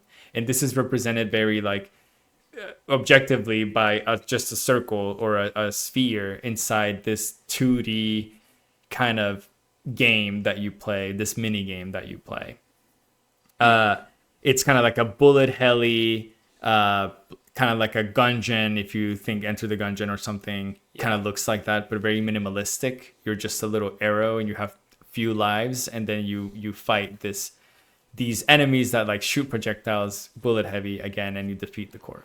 So to Yeah. introduce you to his mechanics, you have this little pre-introduction of this factory mission by hacking like 10 little things. And so you hack a few things here, you start understanding 2B 9S's personality a little bit more. His operator is very like kind of mean kind of towards him, and so he's very sassy back, and you kind of get to understand how he is a little bit more, which is pretty cool. I like that. You finish that tutorial area, and then you kind of get together with 2B. At this point, 2B has just finished her introduction. She loses all of her allies at the start of this mission, and you get together with 9S. And so you, at this point, we don't want to be super repetitive, but basically from this point onward until the second Atom fight, everything is basically the same, except you do everything from 9S's perspective. So we're gonna do a little recap of what you do. So you do Yeah. the factory, then you meet the resistance, then you go to the desert. In the desert, Adam and Eve are birthed, and both 9S and 2B have the same kind of like, whoa, what's going on? Then you go Yeah. to the amusement park and you meet Pascal. Out of 2B and 9S, 9S is a lot more reserved about working with the machines than 2B. 9S, like we mentioned previously, he absolutely hates the machines and he thinks they are so dumb. And maybe because he hacks into them all the time, he kind of has a point to that. Like he knows that they're very simple machines, and it's just like, yeah, they shouldn't have all of these thoughts. Like I know who they are to their core, you know. Then Yeah. you go into the cave and you fight um, Adam and Eve for a second time, I guess, in their alien form. And then you go to the Forest Kingdom. So the Forest Kingdom happens. You meet A2. Then you have that ocean battle. And so this is where you deviate a little bit from the 2B Right. story and the 9S story. And you get So to I think like the main, like you said, this new kind of route. So this is, basically like a new game plus, but from a different perspective of the yeah, story, basically. And I think the main difference between everything you just described in the first playthrough is that since 9S is hacking into the machines and like kind of his consciousness is like closer to the machines than like 2B's would be, he gets these little like glimpses into the psyche of some of the machines. So like for example, when you go to the amusement park, you get these glimpses into the psyche of Simone, the kind of tortured songstress. And as you fight her, as you hack into her to deal damage to her, it kind of goes to these cutaways where it's like this little robot and kind of a big robot. And the little robot wants to be with the big robot in a romantic way, but the big robot is not interested, basically. And so the little robot, Simone, is like, okay, well, I just need to be more beautiful to get with him. And as the fight goes, this cutscene kind of keeps happening. And each time the robot like is adding something on to themselves, trying to become more beautiful. And it just reaches a point where Simone like drives herself insane in this point in this pursuit of beauty where she's like wearing this big dress and she's learned how to sing because singing is beautiful. She decorated herself with these androids because they're beautiful. Maybe he'll think they're beautiful. She like drives herself crazy in pursuit of this beauty where the other robot is just like this dumb robot basically, and he's like, I don't care, I'm not interested in you. And so it kind of gives you a little bit of the backstory of like some of these major definitely. characters. Yeah. And then the And it's so second, interesting, like when from 2B's perspective, after that boss fight with Simone, you walk out and 9S kind of says something about, hey, like, do you maybe think there's like something deeper going on with these machines? And 2B is like, no, I don't think so. Like, I think this one just like went crazy and whatever and leave. But now as 9S, you see what he sees. You see this like glimpses into her backstory and this like kind of tragic backstory behind this character. And so it gives that moment of 9S being like, is there something going on? Like, are they more than what we think they are? It gives it like a whole new context. And there's so many of those like little moments throughout the game that are really interesting and add like a lot of meaning where previously there was none to some of these encounters. a huge second layer that gets added to this kind of first portion of the game through 9S's Totally. experience. And then the second one that is out of the two big ones is the Forest Kingdom one, well, that Ben already explained a little bit. But basically, these machines, they were like, what are we doing? We're defending this Forest Kingdom. Like, we should have our own kind of kingdom instead of us working for the machines. Why don't we just like get together and have like a stereotypical like kingdom? And all the machines are like, hell yeah, that sounds great, you should be the king. And so this big machine is like, sounds great, I'm the king, like let's do it. But then eventually like 128 years or something goes past and this machine dies, and everyone else, they don't know what to do with themselves. Like, they have been living in this kingdom and they've been serving their king, and they're like, well, without our king we can't do anything. And so what they do is that Yeah. they grab his kind of like data and they put it into a baby machine, because as Ben said, they think that this machine will grow and eventually they'll have their king back. And they protect him as if he is the king. Well, 128 years go past and he hasn't grown at all. He's still a baby because machines don't grow. They're not a biological creature that will grow and actually evolve and stuff. They are just a piece of metal, and a piece of metal will never be able to grow as a human. And so, 9S also sees all of that, and that it just, he has so much more sympathy. Maybe, I don't think he has empathy at this point quite yet, but he does have Yeah. sympathy to the machines Yeah. through this kind of perspective. And you can tell as the game goes forward, like 9S is just struggling so much to with Yeah. his own psyche because of everything that he's been seeing. Definitely. Yeah, and there's all kinds of all kinds of those moments, like with the ocean fight with the big Leviathan kind of machine. You get this kind of there's kind of two types of cutaways. There's like the more standard kind of cutscene ones, and then there's also ones that are presented more like a play almost. Yeah, Like like it's a kind of like puppet play. paper cutouts, like puppets, and it's kind of interesting.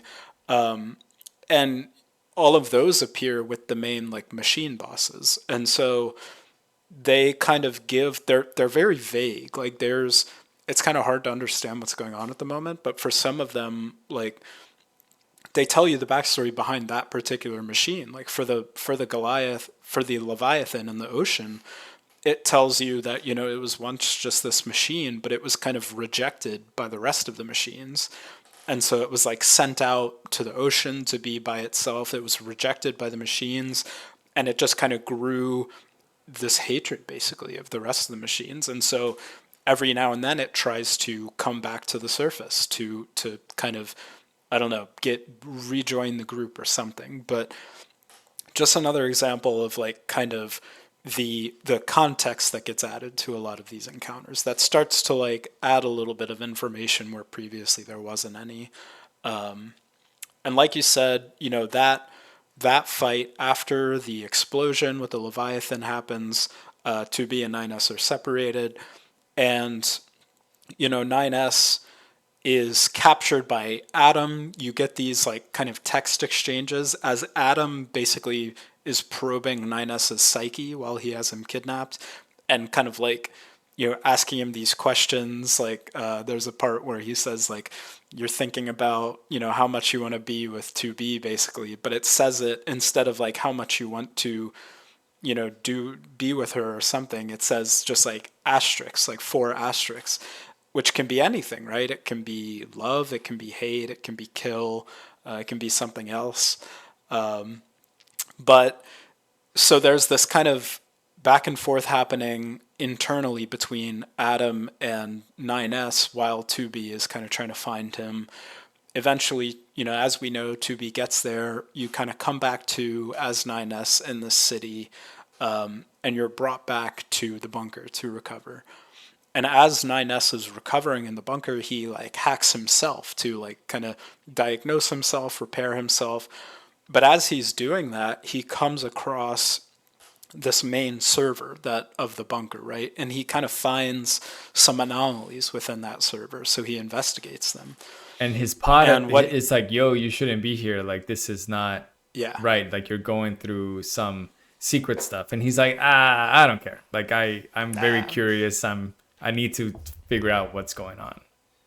Yeah. And so he finds eventually some records from the bunker where they're detailing, shipments to the moon base where the humans are.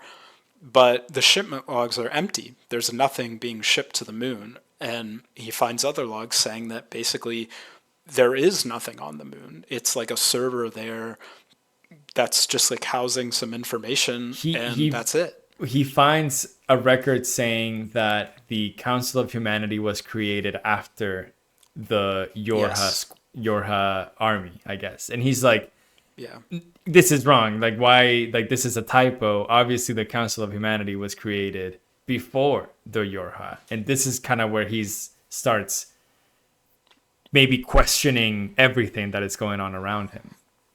Yeah, and he comes back to in the bunker, and he immediately goes to find the commander after learning this, and he's like, "Is like what's the deal with this?" And the commander is just like, "Yeah, humanity's dead. Humanity's not like a real thing anymore. They were wiped out. We don't really know how. Some years ago, it's just us. We're here trying to fight the machines, and we basically created the Council of Humanity, and the idea that humanity still exists to give the androids something to fight for. Like they need motivation to go fight the machines. Maybe they're not just going to do it. They need something to fight for. So the Yorha, you know, establish this Council of Humanity and establish this idea that humanity is kind of bunkered down on the moon to give the androids something to fight for. And And that's obviously like a big thing, she right? just nonchalantly tells him that. Like, obviously, Yeah. there's like a bunch of shit going on right now, so it's not like they can have a cup of tea and like discuss this like really existential thing. To 9S is like, yo, is humanity dead? And she's like, yeah. And it's Yeah. just so nonchalant, and like it's like such a big like stab in the heart to the player, because It is. this is such a mind fuck. Like this, in this moment, you're like, what the hell is going on? Like this is crazy. But I just really liked how they went about. It wasn't like a, and guess what? Humanity is dead. It was just, it's just there. It just happened. They just said it, and you're like, whoa, okay, we need to keep going. Like at this point, the game really is like a race to the finish line. Like you don't care about any of the fighting anymore. I want to figure out what's going on, you know. Yeah. Yeah. Also, we forgot to mention that as you play in the 9S perspective in the second playthrough, there's also not just the different stories that he finds about all of these bosses that you've already defeated.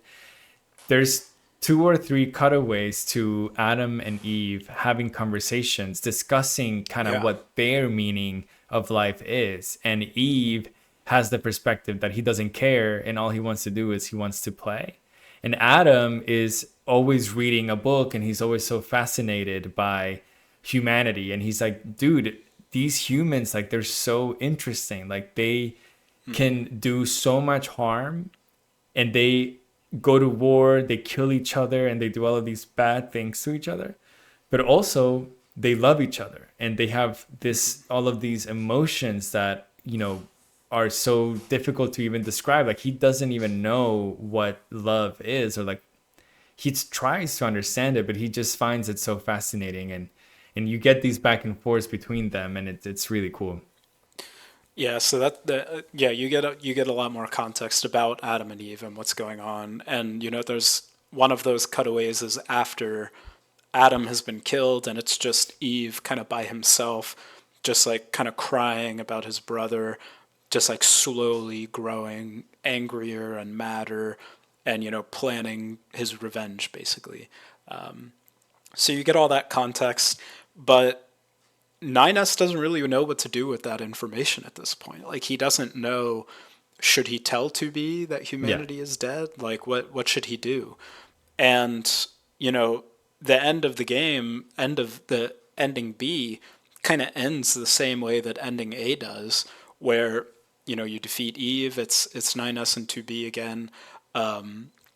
But 9S now has this information, and it's like, hey, how do I proceed? Like, how do Yeah. I, you know, eventually, this is, you know, I'm kind of putting something together in my head as I'm saying this, but maybe the reason, I can't even say that at this point, it's a spoiler, but the, you know, the 9S now has this information, right? Yeah. And 2B was going to kill him and was going to kind of reset him because he couldn't upload his data, but he uploads himself to the machines and kind of retains his consciousness. And now, you know, they're here. That game just kind of ends again. But this time, the credits roll and something weird happens. There's like a movie trailer that starts. It's like very cinematic, and it shows you these glimpses of like the androids going to war and like a full scale invasion, and A2 shows up, and you know, the android that randomly shows up in the Forest Kingdom, she's back, and you know, 9S and A2 fighting each other, and you know, all this crazy stuff happening. And it's like basically there's this whole half of the game, it seems like, that you haven't even touched yet. And so So much more it content, and they're ends just teasing you so much more because content. it's Square Enix, or maybe this is the developers at this again, telling you like, yo, you just played, I swear to you guys, I swear you only played half of the game. There's so much more for you to do. Please keep Yes. it playing, please. And Please. a little bit of like the Plucky Squire meta changes, like the menu changes each time at this Yeah. point when you have a new like playthrough. the menu changes and like the background picture and everything changes. So like, okay, you're progressing. At this point, I texted Benny and I was like, all right, I finished ending B. I've done 2 loops of the game. Please tell me that I don't have to do a third loop. I was just so done that I didn't want to Yeah. do maybe a Yeah. third perspective of the same fights all, over and over again. And he's like, no, bro, you got it. Keep going. And so you start your third playthrough basically, but at this point you are actually continuing the story from the moment that you defeat Eve. And basically command tells the Yorha units, dude, we have to do one final all-out attack against the machines. Of course, they know that the machines were going haywire because of Eve and how they were like attacking each other. They were eating the machines. They were eating the androids as well. And so the Yorha is like, this is a perfect opportunity to go and like just go ham on them. You have like a cool outfit change. All the Yorha units, instead of their maybe a little bit too showy clothes, they wear like full armor suits and they're ready to Yeah. go ham. You start playing as 2B, and 2B, of course, because she's kind of like a fighting unit, she goes in and she's just hacking and slashing and killing all of these machines. And you, at this point, you kind of, instead of just doing one playthrough as 9S and one as 2B, you do this thing where you keep jumping back and forth between them. And because they're both different types of Yorha units, they have their kind of like objectives that they need to do. So 9S like hacks into some places and like helps the, Squadron A and Squadron B or whatever. 2B, because she's like one of the better fighting units, she's like going over here to help out Squadron X or whatever. And you just are pretending to play like this kind of war. Then something Yeah. interesting happens. You're fighting, and then these machines start going like invisible. And not only do they start going invisible, they also start messing with your motor functions. And this is something that Eve had done to you before. And it just kind of weirds out all the Yorha units. Like, yo, I thought this was just like Eve can do that, but now all of these different motor or EMP attacks are happening to us. And obviously, it makes the fighting a lot more difficult. It's a little bit annoying, but in the context, it's pretty cool. So it's fun to kind of go through that. 9S, Yeah. of course, he loves to be. So when that happens, he kind of rushes to them, and then they finish some fighting, and then he kind of hacks into her and kind of like takes out that thing that is kind of bothering her. She kind of gets up. She's like, "Thanks, 9S. Like that was great. Okay, let's keep fighting."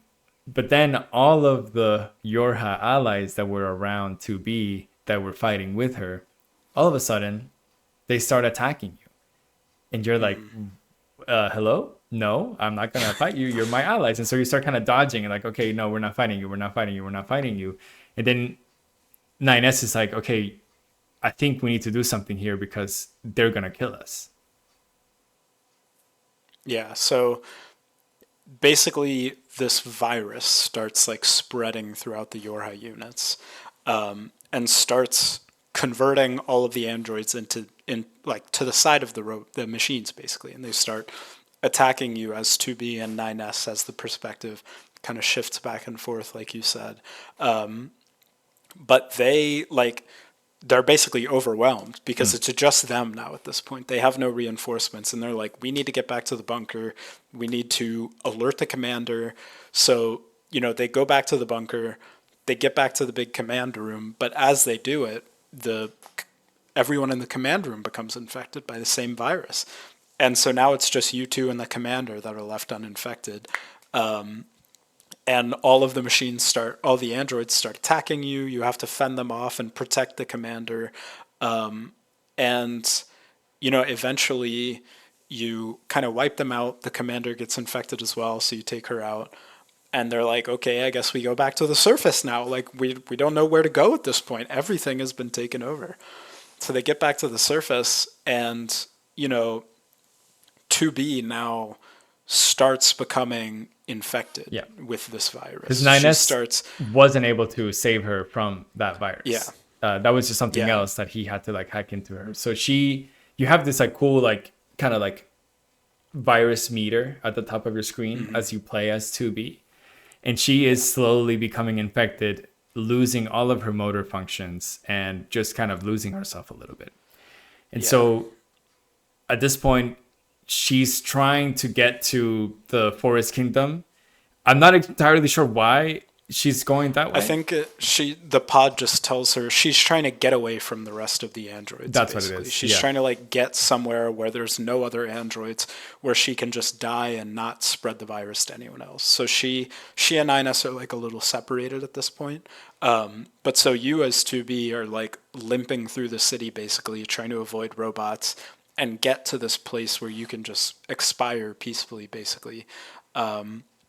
And you get to like the front of the mall that leads into the Forest Kingdom, and she's about to die, and she encounters A2 from before, the android from before. A2 is there, and 2B is like, you need to kill me, I'm infected with this virus, like you got to take me out. And A2 is like, okay, sure, stabs her. And as A2 stabs 2B, 9S rolls up, sees this happen, doesn't know that 2B is infected or asked her to do this, just sees A2 kill 2B. 9S is obviously in love with 2B, so he freaks out. Freaks out, dude. Everything starts collapsing. The city starts collapsing. This giant tower like springs out of nowhere. That's made out of kind of the same white materials as the city you encountered previously, and yeah, so A2, 9S basically vows to kill A2, but they get separated by all this destruction and Yeah. the landscape changing. And at this point, the pods basically come together. 9S has a pod and 2B has a pod, and the pods kind of come together and say, like, what do we do at this point? Yeah. I think we need to just continue supporting 9S. And before 2B died, she transferred ownership of her pod to A2. She And also so gave A2 her memories. So yes. she gives A2 her memories, and she tells A2 to take care of 9S because she knew that her dying would kind of send 9S into a frenzy, just like Yeah, Adam dying sent Eve into a frenzy. The reason why A2 exactly. and 9S are not infected by this virus is because 9S, if you remember, he disconnected himself from the network after his whole thing with the ocean front. So he's been disconnected for a while. He figured out the humanity thing, and he's like, no, no, no, like I'm not putting myself back in there. A2 has been disconnected for centuries. Who knows how long she's been disconnected? So she Yeah. doesn't get this virus either. Everyone else gets infected. And so these are the only two remaining androids basically that are normal.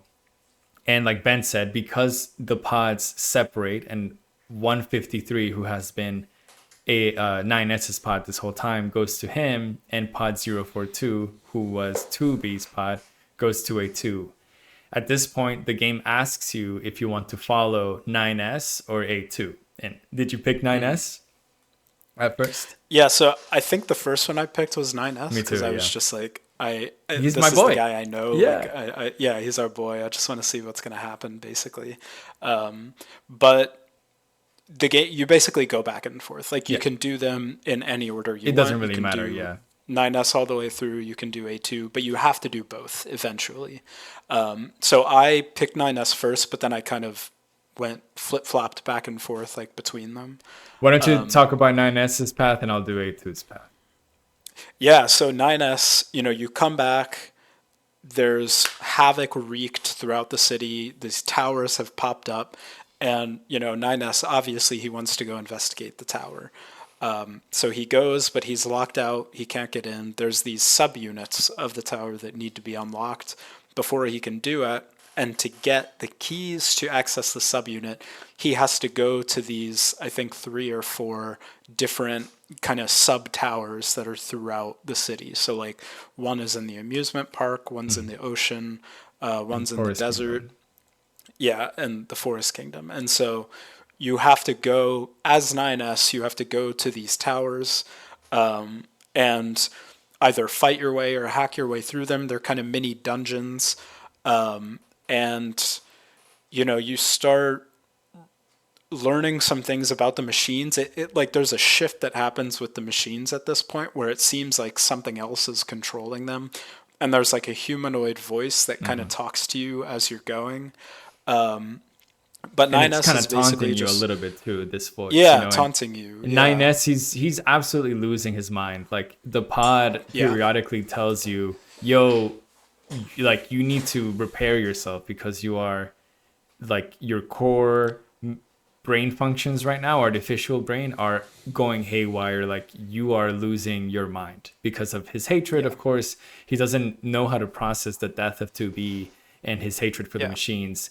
Also, he knows that basically he's not fighting for anything this whole time. The humans have been dead, and Yeah. so he's processing all of this information, and poor dude just can't do it. He just can't do it. Yeah, he's having a big time like crisis, basically, like a mental crisis, pretty much.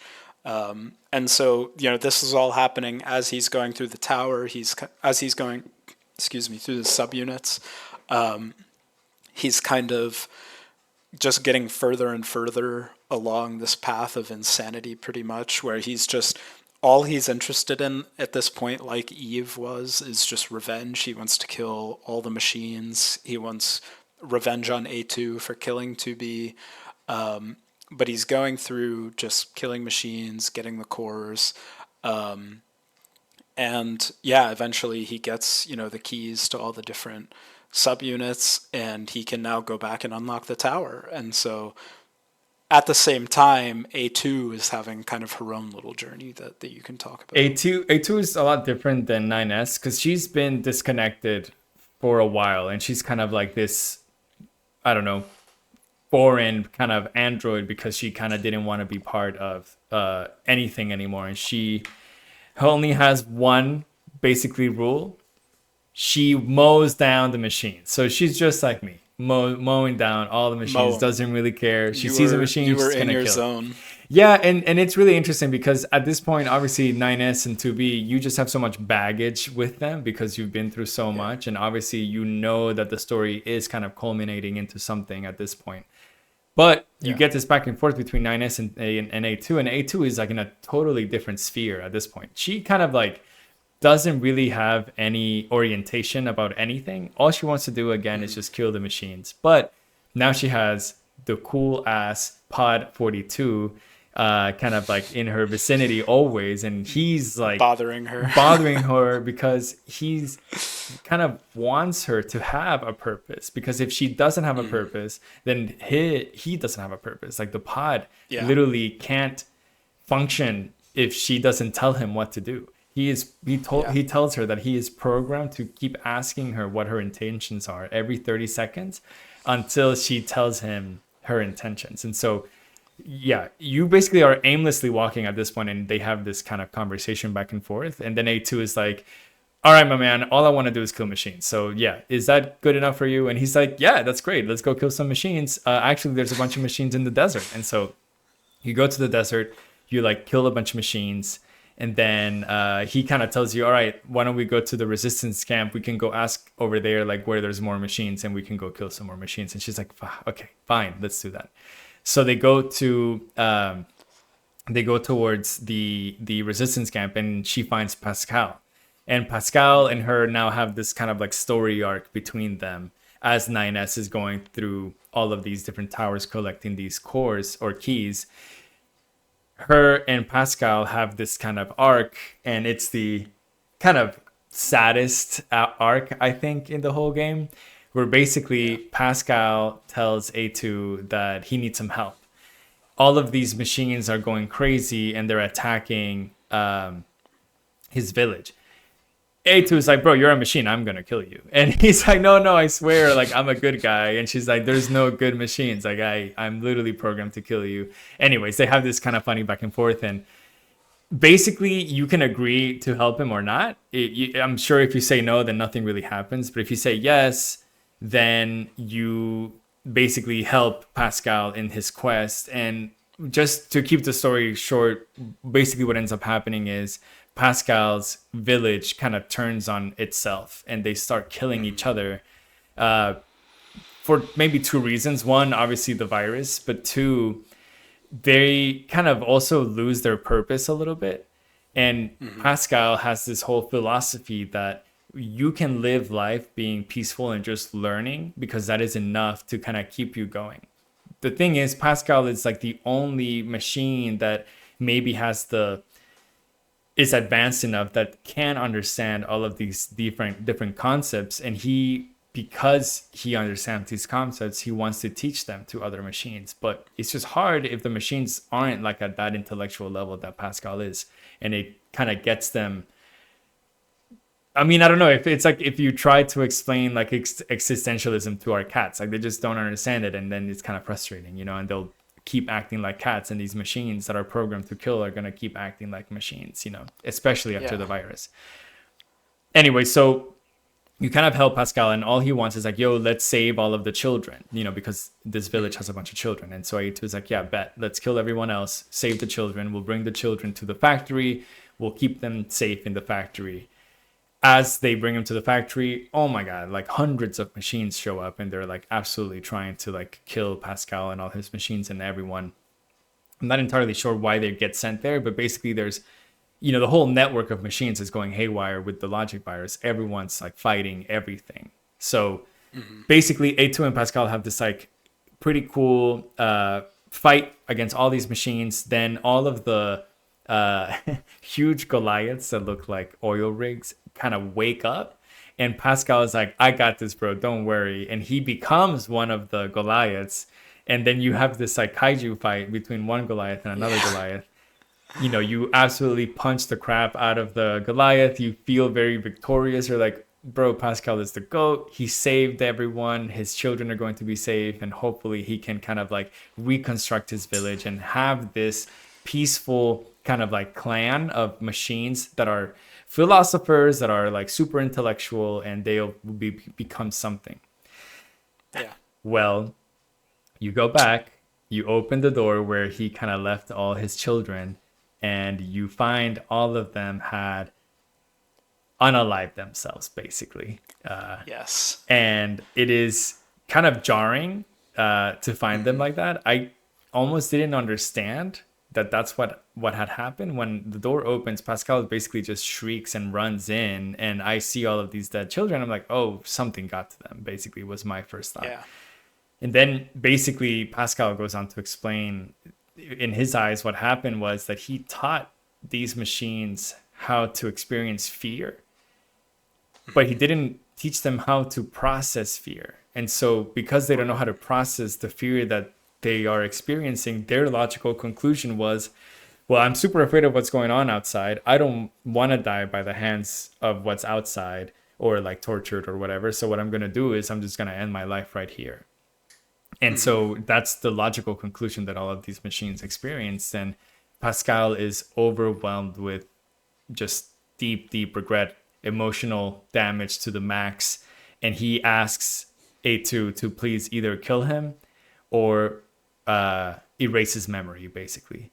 And Yeah. A2 kind of tells her like, no, like don't, tells Pascal, sorry, no, like don't, let's not do that. And basically he's like committed. He's like, no, like this is what you have to do. Like either make a choice right now or I'm gonna do it for you, basically. And so I chose to erase his memory. So I chose to erase his memory. I looked it up after, and basically you can also leave. You can just leave him there. And if you do, then he is going to unalive himself. Or you can kill him too. So you can also just kill him. So there's kind of three options that you can do. All of them lead to just sadness. But yeah, I just erased his memory. I don't know what you did. You ended up doing. I chose to kill him. There was just something sadder to me about erasing his memory. Like, Yeah. I don't know, like going on with the knowledge that happened. Not that he would have the knowledge, but like going on in ignorance of that Yeah. somehow was sadder to me than just killing him. So I chose to do that as like a mercy killing, I guess. I kind of like regret the decision that I made. I think what you did was I don't probably think there's a right. I that's don't true. think there's a right choice. Well, the It's thing just is, sad. whenever like at that point, there's one more swap to a 9S before you go into kind of the next phase of the game, and after that I swapped back to 9S, and I went to the village. I was like, "Ooh, let me go find Pascal and see like what's gonna happen if I talk to him," out of my own curiosity. And you go to the village. Of course, the village is massacred. It's just a bunch of dead robots everywhere. And Pascal is walking around. And you like go and talk to him.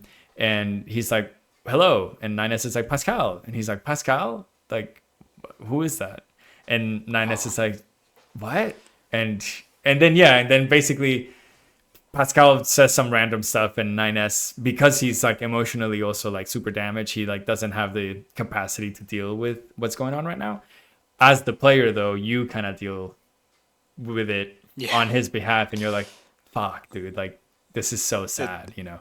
it deals a lot of emotional damage Oh, to the dude, player in yeah, that like moment. the first part of the game, the first 15 hours, it deals a lot of like what am I doing with this game damage, and then the last 5 hours is just a ton of emotional damage by the game towards you. Yeah. But basically, as Ben said, you get the three keys and you can go into this tower. This tower has been taunting you, and it's been telling 9S like, how to get inside, and like you have to get inside and you have to come and check us out or whatever. And so that's what he decides to do. So he goes in. You have to like hack, do like a little hacking thing, and then all of a sudden, as you try to open the door, all of the machine life forms that are around you go absolutely bananas again, and they are just trying to not let you go inside. Basically, and they're just trying to kill you. And so we haven't talked about these two characters, but it's just so there's so many layers of this game. But there's Devila and Yeah. Papala are these like twin androids that are, I think, in the perspective of this game, they're the oldest androids. They were alive Yeah. when the humans were alive, like 10,000 years in the past. And I'm sure that if you've played Nier Replicant, you know a little bit more about like those two characters, or maybe like adjacent characters that are similar to Devil and Papala. But basically, these two characters are like really they're these redheaded twins. They have their own series of like side quests that you can help them with. They sell you like some new weapons. They sell you a bunch of stuff. They live in the resistance camp. They come in and they fight all of those machines for you. So they're like, hey, 9S, the least we can do out of all the, because of all the sins that we've committed, is kind of like how they put it, is that we'll help you with this so that you can go inside the tower and kind of like, and figure out what the fuck's going on. Yeah. At this point, you go through this like hacking thing, and I I got an unexpected ending here where my I couldn't get the hacking thing to work because I had a glitch Oh, where no. one of the twins got in front of the hacking structure, and whenever I was pressing like Y, excuse me, or triangle to hack, it wasn't going through. And so Oh. the machines were able to get to me and hit me, which wasn't meant to happen. And my hacking progress every time would go back to zero. And so I Ah. died. And so I got a secret ending, and it was like, you decided to be a virtuous or something like person, and you helped Devil and Papala against the machines instead of letting them fight for you. Even Ah. though that's not at all what happened. I was trying to get out of there too, No. But anyways, I got that ending and I had to kind of redo it. Oh, I do want to mention I did have a bug in this section, and I had to replay basically the whole playthrough of C and D. Oh I yeah. wasn't super far into it, but I was kind of in the middle. There's a moment where Adam and 2B have like a huge like culmination, like a back and forth, and it ends up basically into this like white screen corruption thing, and Adam and like 2B is trying to get Adam out of there. Actually, wait, is it Adam? Because we're I think in it's C and D. 9S. I think that's during B. Okay, well, it was during B. I had a bug and basically had to restart, which was super annoying. But anyways, that's neither Yeah. here or there. I was just gonna say like this game, it's been out for what, like 7 or 8 years or something. I did experience a few jankiness like in terms of like Yeah. mechanics, like some things weren't Totally. like super polished, but besides that, it played pretty great. I only had one bug. It's not that big of a deal. Yeah. So you get into this tower, and some crazy stuff happens, Ben. Yeah. So 9S enters the tower, and as he does that, A2 is kind of finishing up with Pascal at the factory, and there's like this broadcast alerted throughout the city saying like the tower's now open, like come to the tower. And A2 is like, okay, I guess I got, there's machines there that I want to kill, so I'm kind of mad about this whole Pascal situation, so I'm gonna go kill some machines there. So you end up in this scenario where 9S and A2 are both in the tower at the same time. 9S is a little ahead of A2 because he went in first. But the perspective keeps kind of jumping back and forth between them. So, 9S is going through the tower, fighting robots, and eventually the perspective swaps to A2 at one point, and she comes into sort of a library where there's a lot of information. And there's a lot of big reveals here. So the Yeah. first one basically is that the Android A2 was kind of a predecessor to the Android 2B. So essentially, A2 and 2B are kind of the same person, which kind of goes back to them sharing a memory after 2B transferred her memory. But basically, they're the same kind of unit, the same person. The like personality of A2 was used to create 2B and the combat style and stuff like that. You also learn that androids and machines are basically the same thing. So That was the huge. core the core of the machines was used to create the black boxes of the androids.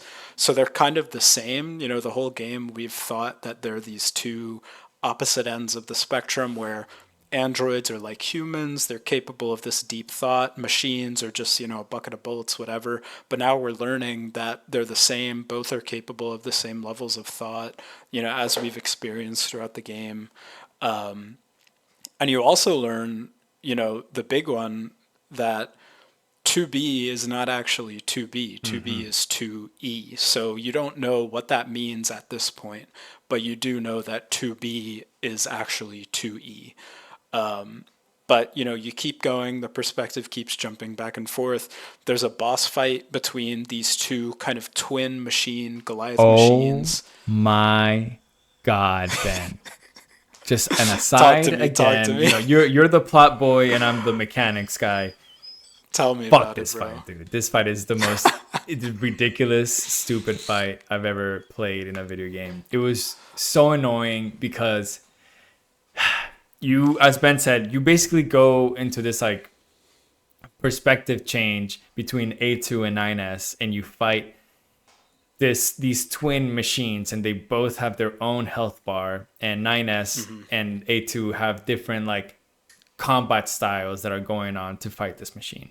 Well, I don't know how the fuck this thing is programmed, but basically it like changes the perspective between A2 and 9S depending on how much damage you deal to the machine, so that like, it kind of like goes back and forth. Well, I don't know if I was dealing way too much damage with one of them and not the other, but basically with 9S, I had the machine depleted to like zero. But with A2, maybe it was like half health. It was taking me a little longer to do A2. And so the game kept swapping me from A2's perspective back to 9S's, but then it would realize, oh, wait, the health of 9S's enemy is at zero. So it would swap me back to A2 for like 5 seconds. I would be able to deal only 5 seconds of damage, and then it would swap me back to 9S and immediately swap me back to A2. Bro, I was losing my That's so mind. annoying. I like there's like a couple of things that I did in this game that it was just out of the sequence that they wanted for me to experience as a player, and Yeah, I just yeah. broke it. Like I was like it was impossible for me to like enjoy this fight at all because of the constant like literally 5 second swaps. It sometimes less. Like it was constantly swapping me back and forth between them until I finally damaged the A2's boss enough that it was like done, and then they culminate by fighting the boss together. So the two kind of twin bosses form into one, and then A2 and 9S they have no choice but to like work together to defeat this machine. Right. Yeah, so I guess my fight went as was expected, I guess. I kind of was chipping them down like at the same rate, so I didn't have that same thing. That's insanely annoying I though. was so annoyed, dude. But yeah, so this boss fight between these two twin machines happen. And eventually, there is this final kind of confrontation. They reach the pinnacle of the tower. There's this final confrontation between 9S and A2. And, there's the build up to the fight. A2 is trying to explain herself, but 9S is like, don't care. You killed He's 2B. too I'm far going to gone. kill you. Too far gone. And at this point, the fight's about to start, and you have both characters on the screen, and the game asks you, who do you want to play? Do you want to be 9S or do you want to be A2? Like, who are you in this story? You have to make that choice at this point. And so, whoever you pick, you go through the fight. Let's just say you pick A2 because 9S is crazy. He's losing his mind. Let's just say you choose A2. You fight 9S. It's a hard fight because you've played 9S. He's powerful with the hacking. So the whole time he's hacking you and like disabling your visuals and your audio and stuff. It's a tough fight. But eventually she's a superior combat unit. She kills 9S. And she kind of, I don't know, 9S dies No, and no, A2. she hacks into Right, 9S, and she right. like she doesn't kill him, but she like fixes his like brain, basically artificial brain, and he asks the pod to take him away and to like heal him, basically. And then A2 at that point, she like uses all of her like might to do that, and Yeah. then the tower explodes. It's not really an explosion, but basically you learn that this structure is like a message of all of the memories of Adam and Eve and the machines, and is being sent into space, Yeah. to be found somewhere. And so she kind of falls with the tower as it collapses, and she dies basically. Right. And so So she that's, I she mean, like that's, saves 9S, like she sacrifices herself basically for 9S, even though 9S is a, like super crazy person that like lost his mind. So A2 has yeah. this like huge purpose, like a new purpose, because she was just aimlessly walking like in life, just killing machines, not knowing what she was meant to do. She kind of got to these memories. She learns so quickly like how the world works, like a lot quicker than 2B and 9S. They had a lot more time to process these things. And then she's like, this sacrifice is like important, like I'm gonna do this. Yeah. And so you get the ending C. And so I think that like if you chose A2 first, you chose not the correct one, because there's no correct path, but it's like that. I think the developers assumed that you were going to pick A2 because now you have the A Yeah. ending, the B ending, and the C ending. And so you basically can restart the game. You unlock chapter select at this point. And so you can go back to the exact moment where you have to make the decision between 9S and A2 and pick 9S this time. So you do the Yeah. fight, and the fight is different now because now you're fighting an android that is, really good at combat, and you're the hacker. So it's pretty easy though. With 9S, he's super overpowered. You can just hack and play the little mini game if you're good at it. You can just kill any machine or android in like 10 seconds. Yeah. And so 9S, like in his rage, he for this ending, he goes and impales A2, but as he does it, he inadvertently also like impales himself with A2's sword, and he just like that was really hard to watch. I don't know if that happened to you, but basically there's this like Yeah, it 10 was. second like struggle from 9S. Like A2's dead, she's just like lying there, and 9S has this like sword in him, and he's just like is trying to get up and like keep going and keep fighting, or whatever. I don't know where his mind is at, but it just basically you just watch him die for like 10 to 15 seconds, and Yeah. it's kind of hard. It was kind of jarring a little bit, but Yeah. both endings C and D, nothing really happens. Like nothing happens between either the A2 ending or the 9S ending. It's just bad. I don't know. Bad is not the right Yeah. term. I don't know. Maybe you can help me out here, but it's just the feeling of dread that you get from like It is you it don't is a really feeling of dread. have I think like that's the right word. conclusion. Like nothing happens. Like you've put so much into this game, and you just feel at this point that the game hasn't put that back to you. Because it didn't give Yeah, you like it that moment of like release, I guess. Yeah, it very much feels like, there's a little bit of kind of a bow put on it where the machines have sent this arc out into space. They're going to go do something somewhere else, I guess. Yorha, the androids have basically collapsed. But it's like, like nobody's really winning in this scenario. Nobody has really won this war. All of the main characters are dead. And the credits roll, like the credits start rolling. And as when you do both, you pick either ending C or ending D. But if you are curious enough to go back and select the other option and do the other and get both C and D, you get a new ending where basically the pods come back. The pods we've referenced before of both units come back and talk to each other and kind of say, like, what else do we do but start this cycle again? Like everything that lives is, meant to end. So they take, 2B and 9S and A2 and bring them back kind of to the start of the game. And I guess the cycle starts anew. And it's kind of like, I don't know, it's like it's like a dreadful note to end on because it's like this whole meaningless cycle is going to play out again. So you as the player in that moment are kind of, I don't know, crestfallen a little bit. Like it's like, what is this all for? All this fighting we did, what has it all been for? And as you're in that moment, the credits start to roll. And we've seen the credits roll before, right? It's just standard credits, but this time it's a little different. And this time the credits kind of come alive, and the hacker pointer that you've used throughout the game to complete the hacking mini games reappears, and you can control it. And the credits kind of start to become enemies. They start shooting projectiles at you, and you, as the little pointer, have to defeat the credits. You have to shoot the credits, and it starts pretty easy, like everything does, but it progressively gets harder, and it progressively keeps getting harder to the point where it's pretty much impossible to progress further because the credits get so strong. Like the projectiles are so frequent and so many. There's nothing you can do. And you just keep dying over and over. Like you die 5, 6, 7 times in a row.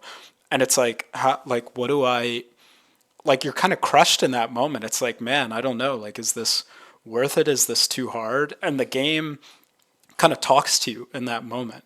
And the game says, like, you should give up. This is too hard. Was this all meaningless? This is too hard. You should give up. You know, give up. Like, will you give up? It asks you, like, do you want to Yeah, give up? You should just you give should up. give Do you want up. to give Like, up?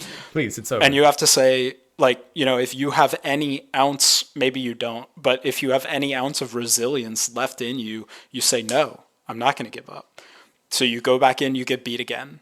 And it says, you sure you don't want to give up? You should probably just give up. And you're like, no, dude, put me back in. I'm going in Put again. me in, coach. Put me in, coach. You get beat again. And it brings you back. And as this cycle goes, you keep dying, and the game keeps asking you, hey, you sure you want to keep going? And you're like, yes. And as this going, these messages start to pop up on your screen from like seemingly random usernames. And, they just say, like, you've got this. I was in your shoes. Don't give up. You've got this. And I want to kind of pause here and talk about what is like actually happening in this game. So, like, there is a deeply philosophical layer behind this game, right? So pretty much all of the characters in this game, Pascal, Gestalt, Kierkegaard, Simone, all of these players have a real life philosopher counterpart. Yeah. And all of the philosophies of those people kind of inform the things that happen in the game. So, for example, the Simone character is a philosopher, Simone de Beauvoir, and there's a Kierkegaard character that's the leader of like this religious cult. And Kierkegaard, as a philosopher, if you know anything about that, despised like the formalness of religion. He like Yeah. didn't like rituals. He didn't like those established practices or anything. But the Kierkegaard in the game is kind of doing the opposite. You have Pascal, who is the leader of this resistance camp, but what it comes back to every time, and what happens with Adam and Eve, what happens with Pascal, what happens with 9S and 2B, is basically how do you respond when your belief system, when the thing that's driving you forward, how do you respond when that thing goes away? Like if you're Eve and Adam, who you're living for, gets killed, how do you respond? Well, he's consumed by hatred, right? He's consumed by hatred and he goes on this kind of killing spree. If you are the machines in the forest, you are the machines in the forest kingdom. All they know is their king, who is great to them, but now he dies. And so they are like, okay, well, he has to be, we need a new king. We put the king in a new body and we kind of proceed from there. We just worship him and whatever. The machines in the cult, Kierkegaard, when he dies, he becomes a god. They want to become as gods. So they kind of go fanatical trying to do that themselves. 9S goes crazy when 2B dies. The whole game is about how you respond in that scenario where your world is ripped apart, where everything is destroyed. And, as the credits are rolling, it puts you in that position, right? Because, Yeah. like we talked about, the ending of this game is so crushing in a way. And so now you're in this position where the game seems seemingly too hard to continue. And, the game is telling you, like, just give up. This is too hard. This is just a silly little game. You should just give up. But you're like, no, I'm not giving up. I'm not doing it. And eventually, the messages from other players, flood in and they tell you, don't give up. Keep going. Be resilient. You've got this. And if you keep going, eventually a message pops up on your screen as you're in this fight, this little hacking minigame fight against the credits, and it says, help received from, random username. And now instead of just like your one little pointer, you're surrounded by little pointers. And you have so many more attacks. Instead of just one little laser beam, it's a bunch of laser beams. You take out the credit that's been killing you this whole time. You proceed, you wipe out all the credits, and, the occasionally, like, you get hit, you still take damage, Yeah. and every time you get hit, it says like username data has been deleted, and it's like, wait, what's going on there? Yeah. But you keep going, you keep getting hit, you keep getting reinforcements from these users, these random users, and eventually you make it to the end of the game, and the game now asks you, do you want to help other people? Like, are you willing to sacrifice your save data? Are you Mm-hmm. willing to sacrifice your data? You've gone through this entire story, all of this, like you have chapter select, you've got all these tools now where you can explore the game, but all these people helped you. Do you want to help them? And if you say yes, the game basically deletes itself. And it It keeps goes taunting in. you. Like you say Yeah. yes, but you have to say yes like 5 times. Like you say yes Yeah. once, and instead of them being like, okay, they're like, dude, you realize what you're doing right now. You've Yeah. played this game for countless hours, and you're literally giving your save file to a random stranger. You said yes. Then they go, this person might be someone that you would hate if you meet them in real life, and then you say yes. Yeah. And then they ask you one more time, like, are you sure you are willing to do this for someone? And you're like, yes, bro. And like Ben said, like meta wise, they open up the menu and they start deleting everything from the menu that involves like all of your items, all of your weapons, all of your plugin chips, everything. And it's, ooh, that was a lot, man. That was really intense experiencing that as a Yeah. player. Yeah, definitely. It's an emotional moment, and it's a super unique moment in gaming where you physically are like sacrificing everything you've built up for the sake of someone else. And, that to me is the ultimate message of the game is like the world can be so crushing and so seemingly meaningless and can get you down and be so, hard. Everything can be so hard to deal with, but in the face of all that hardship, you can simply choose to, be kind, Yeah. basically, to other people. You can choose to be altruistic and sacrifice, your own goals, your own achievements or something to benefit somebody else. And like you said, you don't know who that person is. My save data is out there somewhere, hopefully helping someone right now. And I don't know who that is, but it doesn't matter because I made that choice. I sacrificed something to the betterment of someone else. And so, while all these characters in the game have broken down and gone crazy in search of meaning, basically, we can sort of create our own meaning by helping people and being kind to other people. 100%, Ben. I think too. I love like how you put kind of that message of the game into your own words. But for me, if I had to spin it into kind of what I think the message of the game is, it's similar where yeah, we are living in this life that if you kind of like remove yourself from it and you like see it in big picture, like sure you can say that it is meaningless and you're stuck in this cycle where you do things, but to what end? Like why are you doing these things? Well, every character, whether that's a machine or an android in this game, had someone that they were doing something for. So Simone, she just wanted to be beautiful for someone that she loved. And then the king in the kingdom, he wanted to establish a kingdom because he loved all of his people and all of his people loved him back. Pascal loved to be peaceful and he loved everyone in his village and he just wanted to protect them. And when he couldn't protect them, it just absolutely destroyed him. And then, of course, Right. needless to say, 2B and 9S, they loved each other. And 9S knew that the Yorha and the androids, literally their lives were meaningless, and the war that they were fighting was meaningless, and it was for nobody. But he still chose to not tell 2B about it and protect her because he loved her. And at the end of the day, like, we do all the things that we do in life because we love the people around us and we love our family and we love our friends and we love our partners and our spouses and our loved ones. And this life could be meaningless, but if you love someone and you want to do something for them, it just is so powerful and it gives you so much meaning.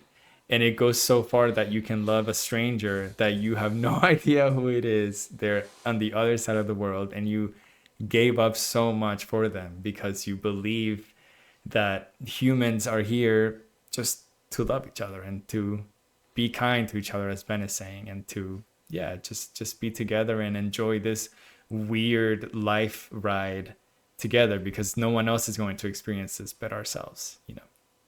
So Yeah. the game ends in a really crazy way. It's emotionally difficult to process, and I kind of didn't even know what I was feeling as I was experiencing it. I had to like take a second to like understand why I was feeling the way that I was feeling. Like I wanted to cry, but also I was like relieved that it was over, and it was just Yeah. very intense. But what we're going to do now is we're going to take a quick break. We're going to talk about the game and the We're going to questions that we process have, all of our emotions. process all of our emotions together. We're going to have some final thoughts on the game, some questions, and then we're going to talk about what other games we've been playing and the game of the month for December 2024. So we'll be right back. Welcome to part two of the show where we answer questions that you guys sent to us on the Discord, on YouTube, on Instagram, on TikTok, on all the socials. And also, Ben, we have questions for each other so we can keep this juicy discussion of Nier Yes. Automata going. Oh, Um, yeah. and the first question that I have for you comes from Joe from the Discord. And he asks, Hmm. Nier Automata came out in 2017, yet remains present in the popular consciousness of gamers. Do you feel like the story and gameplay of Nier justify this discontinued relevance, or is it propped up solely on the anatomical appeal of 2B? Have its makers Yeah. cosplayed their So, way into creating a classic? Question mark. so that's a great question. So Yeah. obviously, one of the JRPG isms that we talked about earlier is the fact that the androids are kind of dressed in a little bit of a scandalous A way. little bit. To be has her tights and like a short dress and stuff. All the other female androids kind of look the same. And yeah, I mean, obviously that appeals to a certain type of person, right? Yeah. Like there is a certain type of fan that will play this game purely because of that.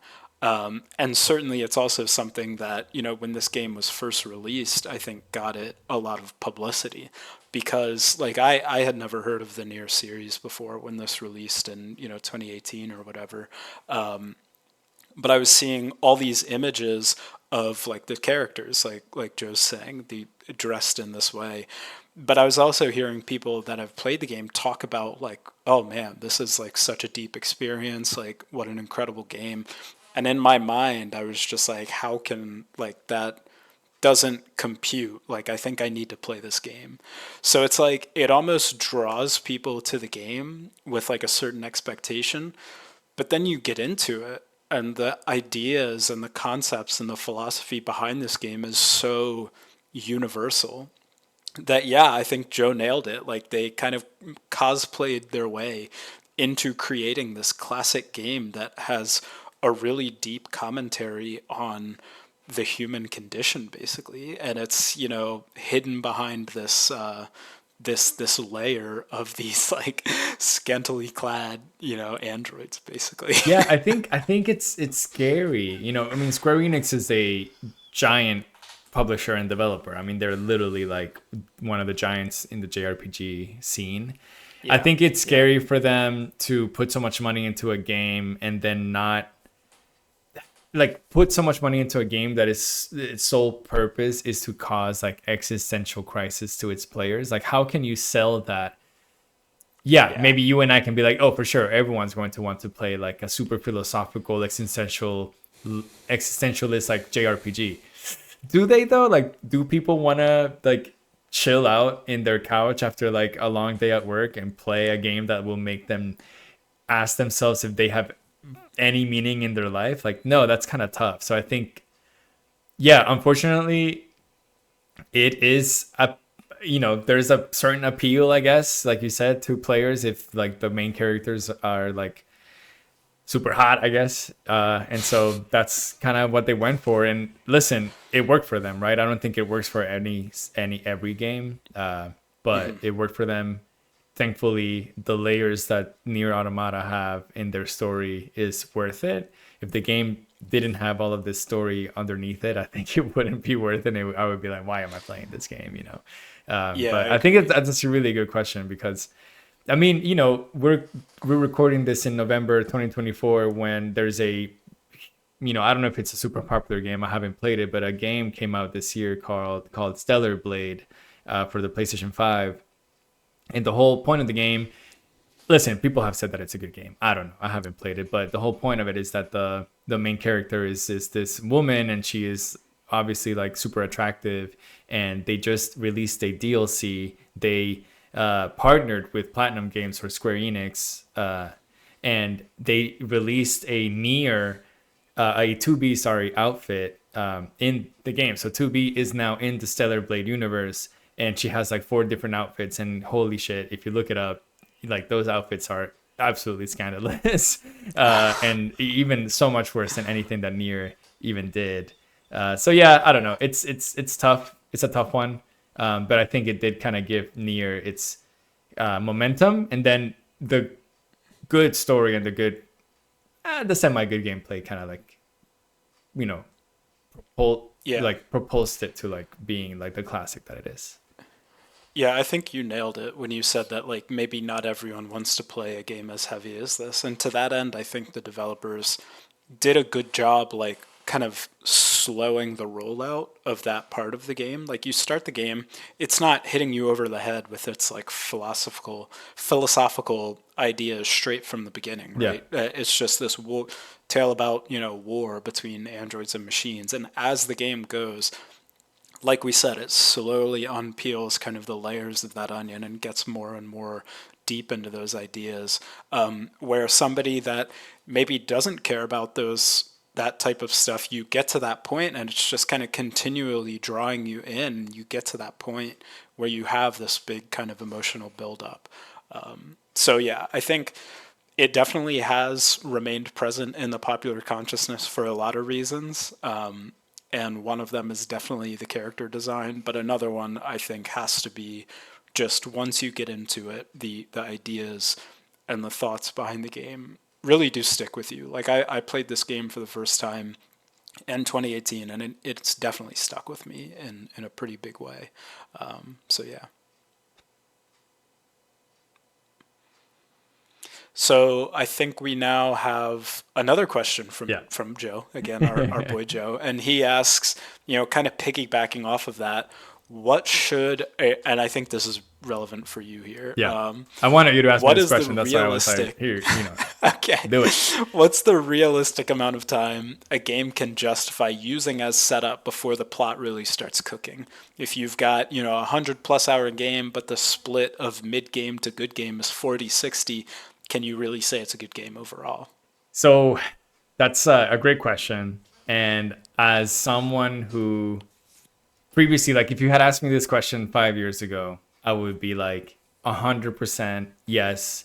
You have to, like, some games just take a while. And also, like, for me, like, some games, the first 20 hours, 30 hours of the 100-hour, like, game time are just as fun, and then obviously it like peaks at a certain moment, and then you like unlock all the characters, and then you just have the grandest of times. Obviously, the main example, or the example true to my heart, is Persona. The Persona games are notoriously long, and notoriously they have a really, really long introduction where you play like 10 hours of the game and you haven't really like made any progress whatsoever. You've only unlocked like two characters and you still have like seven more characters to go.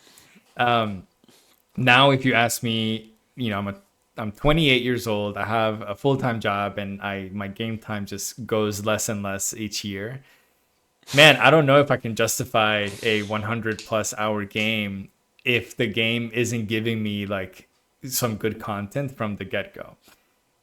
I think Yeah. Nier is not a 100-hour game. I think at the Yeah. end my playtime was just shy of like 28 hours or something like that.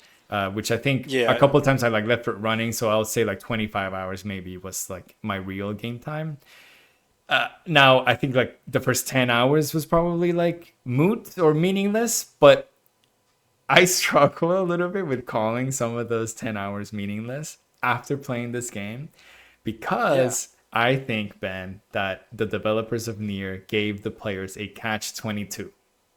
The reason I'm saying this is because if you say, man, so many of the parts of Nier were such a drag and they were meaningless, then people and the developers can say, that was on purpose, because now you're like questioning what meaning is, and what if, we're Yes. giving you what we are trying to do, which is making you question why you're doing the things that you're doing, and like, thinking that things are meaningless. Conversely, if you say like, oh man, I loved every single point, then people are like, oh yeah, great, this is a great game, so I'm glad that you liked every part of it. To Totally. answer Joe's question so that I give him an actual yes or no, I think I'm gonna say that no, like, no, I think games can't justify kind of like dragging their players along 40 hours without giving them like some good content. Like, that's fucking stupid. Like, I want to play Metaphor Refantasio. That game just came out. I think it's been got nominated for best game of the year at the Game Awards, top 5 games. And yeah, I have a few friends that are playing it, and they're like, bro, the introduction was like 10 hours, and it's like, yeah, like I want to play it, but I can't do it right now. I just can't. I don't even know when Right. I'm going to be able to do it. But Right. yeah, I don't know if I can even justify that. Like, for me, no, it's not justifiable. Like, if I had all the time in the world, of course I would play it, but with my limited time, I mean, Ben, like, we started playing Nier. I started playing Nier mid October, maybe a little bit even, yeah, like about mid October. It's what, we're a week away from December now, and I just finished like 2 days ago, and that was only Mm-hmm. 25 to 30 hours. Like, if I played a 100-hour game, I'm gonna fucking finish in May, dude. Like, it's gonna be Yeah. a Yeah. long time. Seriously. So I just can't put myself through that. I can't do it. Yeah, I gotta agree. For me, a game just has to have payoff, right? And Yeah. I think that payoff can come in, a lot of different forms. Like, for Nier, like we said, the combat, the story, parts of the story are not like the greatest, right? But when you get to that end and when you start putting together some of the ideas and some of the thoughts behind the game, there's a huge emotional payoff, right? Like I think the emotional payoff in this game might be the greatest of any game I've played. Like with the whole ending credit sequence and getting help and sacrificing yourself. So to me, the payoff in Nier is definitely worth it. I think, in other games, that payoff can come in other ways. Like I think of Nine Souls, a game we also played, where it wasn't, one huge culminating moment, but it was like a slow, steady build-up of the combat and the story. And, the combat reaches a point where you feel you're a master of the game, and every combat encounter feels so fluid and so fun. And the story kind of also gradually builds up to a payoff as well. Yeah. Or another game kind of similar to Nier, I guess, in the type of payoff is Outer Wilds, right? Which we also played, where for a lot of Outer Wilds, it can kind of feel like you are hitting your head against a brick wall. Like you don't really know what you're supposed to be doing, but like very slowly as you go, you start to piece bits of information together, and then the end of the game, once you put all these ideas and these things together, is this huge, again, a very emotional payoff. So I think whether or not a game is like truly worth it is all about how effectively they land that plane. And it can be done in very different ways. Like, Nine Souls and Nier are very different payoffs, I would say. But they're both excellent, and I would I would recommend both to anyone that might want a recommendation. So I disagree with what you're saying. Okay, sure. Because I think that like Nine Souls and Outer Wilds, the payoff, yeah, there's like, Nine Souls is a gradual payoff. Outer Wilds is more like a, oh my God, climax. Like it's gradual, but then it just kind of explodes at some point. I think both of Sure. those games are super interesting and fun from the beginning. So Nine Souls, Okay. you have such fun combat and like the story gradually like kind of hooks you. Outer Wilds, you have really fun exploration. You have never manned a ship in space before. The physics are really interesting to like navigate, and all of that like just makes it fun. To me, the first 10 hours of Nier, they're super mid. Like gameplay wise, like it's like the game was not cooking. The question was how much can you play a mid game until it starts cooking? And I feel like the two examples that you gave, those games were cooking to me from the beginning. Nier was like Okay. kind of boring for a while, and then it became interesting. So that justification of like, can I play a boring game for a while, for me, in my opinion, like a boring game for a while and then justify that it got better later, justify that I will keep playing because it will get better later, or do I want a game that just gives me that good stuff from the beginning? And I think a game like Nier is harder to justify for me than a game like Outer Wilds or Night Souls. Yeah. No, I think that's totally fair. I think, yeah, I guess my main feeling is just that like the ends have to justify the means. Like, Nier has big time lulls, right? Where there's moments in the story and the gameplay and mechanics and stuff where it's just not that engaging, I guess.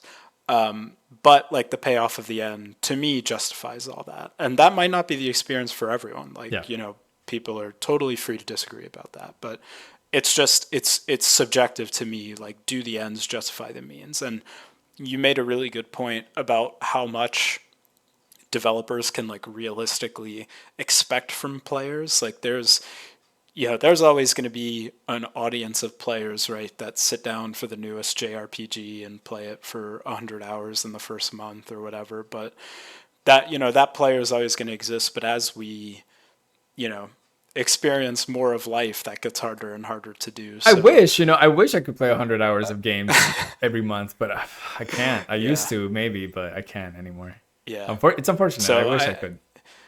yeah, I think it's definitely a tightrope act, and yeah, for me, it's just about how effectively it ends and how it kind of conveys the story it means to tell. And for me, like Nier is deep enough and meaningful enough, and it to give it kind of a special place and to stand out, I guess. not in the same ways as other games that, like you said, are cooking from the beginning, and it's just wall to wall action, and it's very, you know meaningful from the start and tells its own type of story. But just that singular moment of like the ending of the game is so, I feel, unique and so impactful that it definitely does it for me. Yeah. Um, Max from the Discord asks, how many times did 2B's clothes blew up? And A I think lot. he's just A joking, lot. but yeah, they blew up a lot. Yeah. So we're gonna thank you, Max, for that question. But Benny, I have two questions Yeah. for you, so I'm gonna start with the first one. So we Let's have go. all these different types of endings. Obviously, A through E are kind of like story-wise very meaningful endings in terms of like seeing through what the developers wanted us to like experience. Then they have like F through Z, which is kind of like silly endings kind of that the game has. But at the end of the day, the game kind of teaches you that none of these endings have any meaning kind of technically. What would you do if you were the overseer of this world? Like, let's say you controlled the network that every machine and android lived in this world. Would you just kill the cycle and just get it over with and like destroy them all?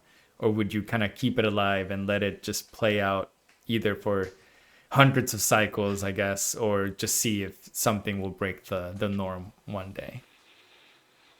Yeah, it's interesting because the game gets at that conversation a little bit. There's things that allude to the fact that the machines in the game are like not allowing the war to end because they want to be at war with the androids. That's like their programmed purpose in life, is to fight the androids. And there's like, as you get towards the end of the game, there's kind of a split that happens in the machines where part of them want to keep the struggle going and part of them don't. And so there's a little bit of talk about that. But yeah, to me, I think back to the ending of Nine Souls, where like the good ending is the accepting of the fact that, all things are eventually designed to end. And if we embrace that and, allow that to we experience that in a graceful way, and Yeah. we don't fight against that, with artificial things and trying to prolong stuff. That it's kind of more natural, and I think, I believe that, and I think that applies to this as well. We have these androids and the machines fighting against each other in this vicious cycle. And yeah, if I were some sort of overseer, I would, hope that I could break that in some way where each can either go their own way and experience life as they were meant to, or, they blow each other up and we, start from scratch. Yeah. Yeah. And that cycle, man. I like it. Yeah. Yeah, I got a question for you. So, Yep. thinking about this game, is there anything you think the developers could do to make the gameplay more engaging and more fulfilling throughout? Like, I think part of what makes the gameplay unique is that there's so many different types of gameplay with like the hack and slash and the hacking, and bullet hell type of stuff. But like, what could the developers do to basically hold your attention with the combat and the RPG elements better? Yeah, I think that's a good question. And mechanically, I think that Square Enix knows how to make a deep combat system. Like they just know how to do it. Obviously, this game came out before Final Fantasy 16, but they gave us that with Final Fantasy 16. And I know I've said this a couple of times, but it just reminds me of that style of fighting and playing and Devil May Cry as well, where you can just like have so much fun actually hacking and slashing your way through mobs of enemies because you have the ability to combo and become like a god of like sword fighting and everything because you have all of these different like things that you can do and you can explore, and the maybe mechanics can be so deep that you will never have like a fight that is the same.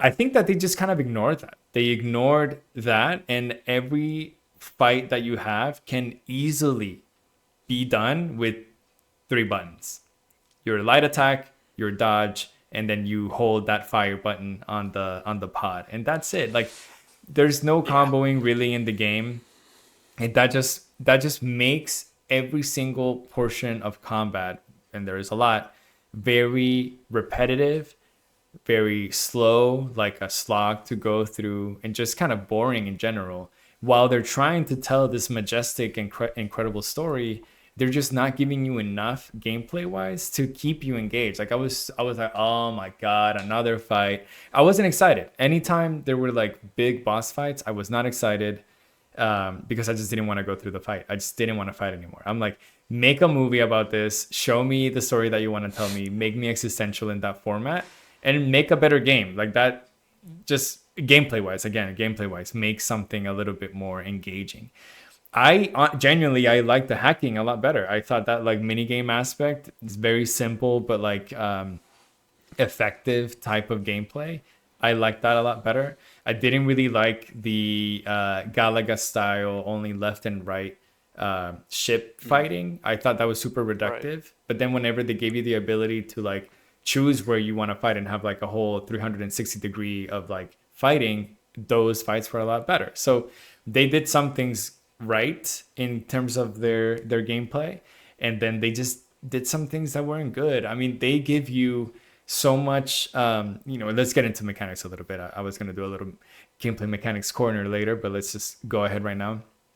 One thing that they do that is effective is the plug-in chips. So you basically get to customize your androids that you're controlling with how much damage they deal, or like what they focus on. If they want to focus on ranged attacks, which is just your pods, or if you want to focus on your special attacks, which is either your pod special attack or your like heavy attacks. If you want to focus on just melee damage, if you want to focus on running and evading, if you want to focus on countering, if you want to focus on like tanking all the damage and then it deals damage back to the robots. Like there's so many different things that you can do. I didn't feel like any of those were that meaningful that it changed the way that I played. Now, it made me play better and it made me be a more effective fighter, but I didn't change the way that I was playing because it wasn't enough to, like, again, make me combo and make me like fight more in the air, and then, maybe like do some attacks that I can like maybe prop them up in the air, do some combos up there, go back down, and like keep linking attacks and attacks and attacks. It just felt like I was just, again, hitting square 5 times, dodging a couple times, hitting square 5 times, dodging a couple times. That's kind of how the game went. But one aspect that was actually really fun was the Coliseum. So we didn't talk about the Coliseums. I don't think you had that in your version, but I had the like Game of the Yorha, which is a funny name, version of the game, and it included the DLC. In the DLC, I think there's 3 Colosseums in total, but I found 2 only. One of them was my favorite one, and any machine that 9S hacked into can be used in this Colosseum to fight other machines. So you take control of a machine and then you fight other machines with it. And that was super fun because the combat was interesting. Like your moveset gets reduced so much because the machines only really have like 2 or 3 attacks. And also they're very clunky as they move, but they have a really big dodge. And so you have this really cool, engaging, and difficult combat system. And I really, really enjoyed that. Then we had a Coliseum where instead of using a machine, you use yourself. So you can play as A2, you can play as 9S or 2B in the second Coliseum, and you just fight like mobs and mobs and mobs of androids. And I thought that one was boring. I was like, because I'm doing the same thing. I'm just like, you just send waves and waves and waves of enemies, and all I'm doing is like light attack, light attack, light attack, dodge, like light attack, light attack, light attack, dodge. I don't have any comboing. I don't have anything fun to Yeah. do. So, anyways, that's yeah. The question of how I can make this game more engaging. If you made like, I just know that they can do it. I just think that they didn't focus on it. They didn't focus on it, which is fine. No game is perfect, and obviously visually, audibly, no, that's not the word. Auditive.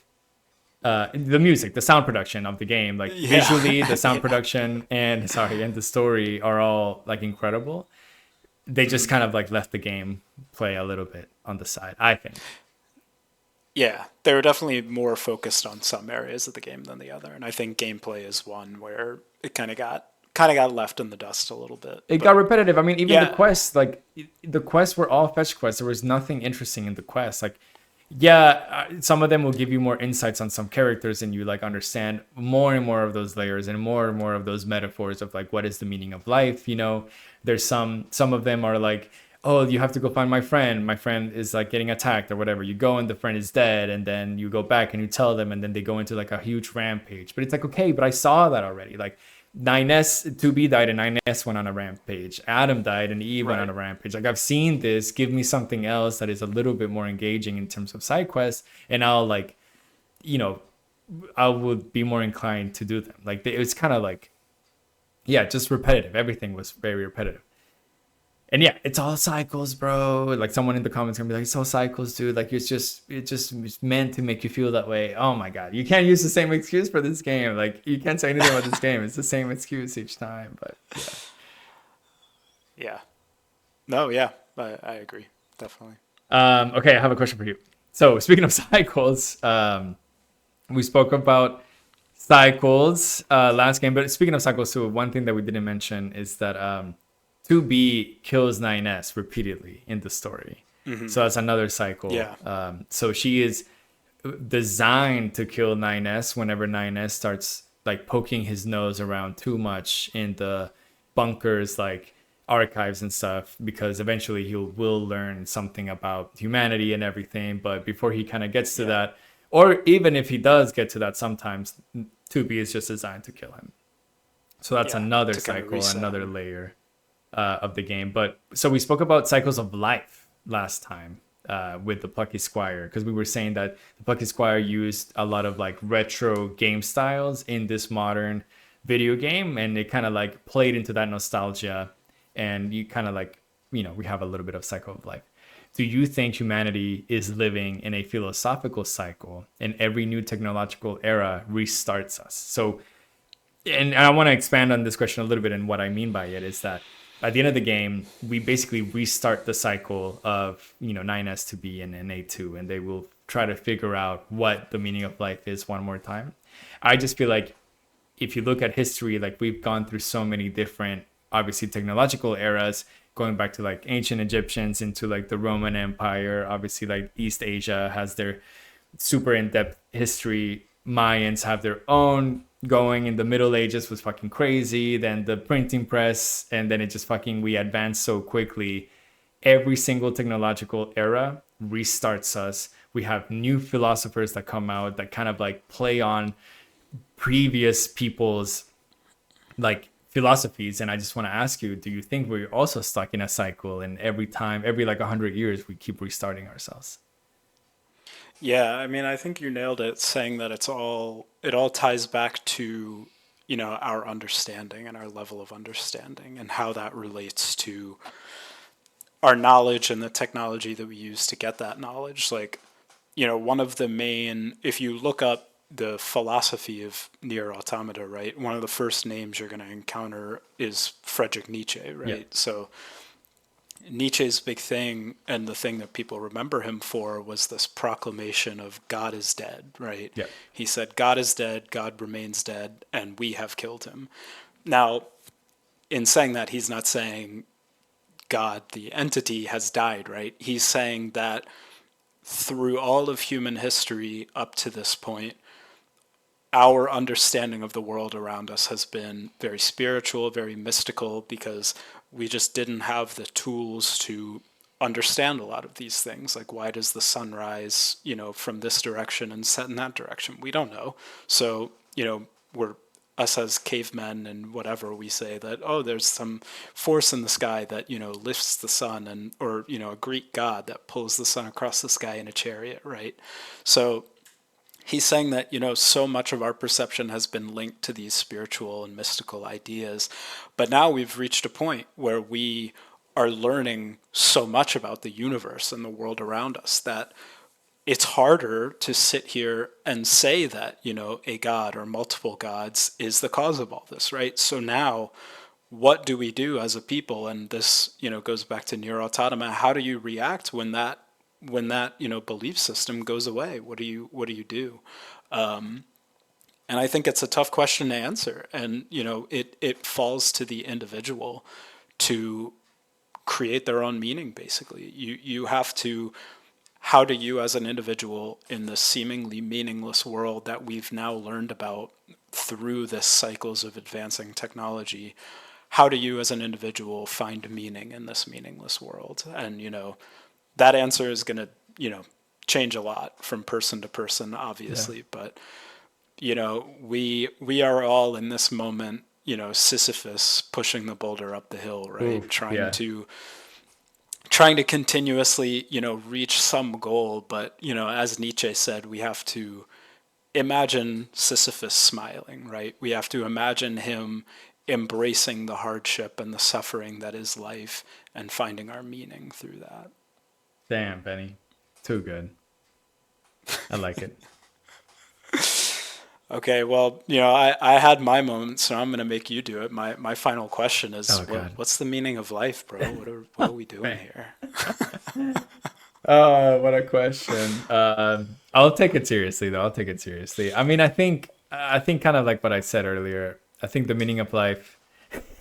That's stupid, stupid sentence that I'm like trying to say this right now. But no, I mean, I think you have to understand that everything that you do will affect other people, will affect your loved ones directly, especially if you have a partner or a spouse. It's going to affect them even more. It's going to affect yourself. Like you are also like sometimes you have those moments. I don't know if it happens to you. You look at yourself in the mirror and you're like, oh my god, like, I'm a human being. Like I have fucking a skeleton inside of me and muscles, and I like if I move my arm like this, it's because I'm telling it to move up and down. And Yes. it's really important for us to ground ourselves in those decisions that we make in a day-to-day basis, because all of the things that we do affect the people that we care the most about. So I think the meaning of life is to make sure that you make the best decisions that you can in this cycle that maybe has no meaning. And it doesn't matter that it has no meaning, because the people that are around you, their meaning in your head is that they're here for you and you're here for them.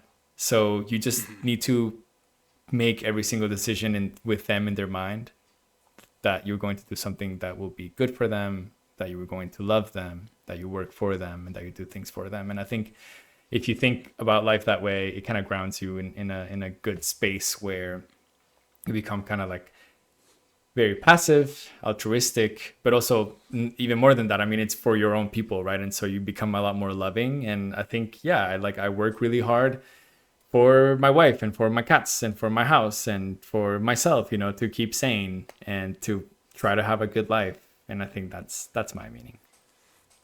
Yeah.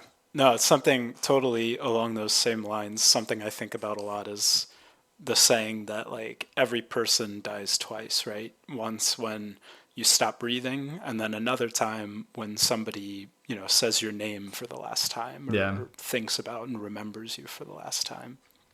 So for me, that meaning of life is really about exactly like you said, trying to positively impact the world around you and leaving a legacy of good that can be talked about and remembered through, the people around you. Yeah. And like, if you hear that and you think it's intimidating, like, oh my God, what am I going to do to impact the world? Like, it just starts with the people around you, like the people Yeah. that you love and your family and your friends and your partner. Like those are the people that you need to impact first. And as you live your life that way, you'll see that you'll grow into like the person that you are, and you will impact people further and further along.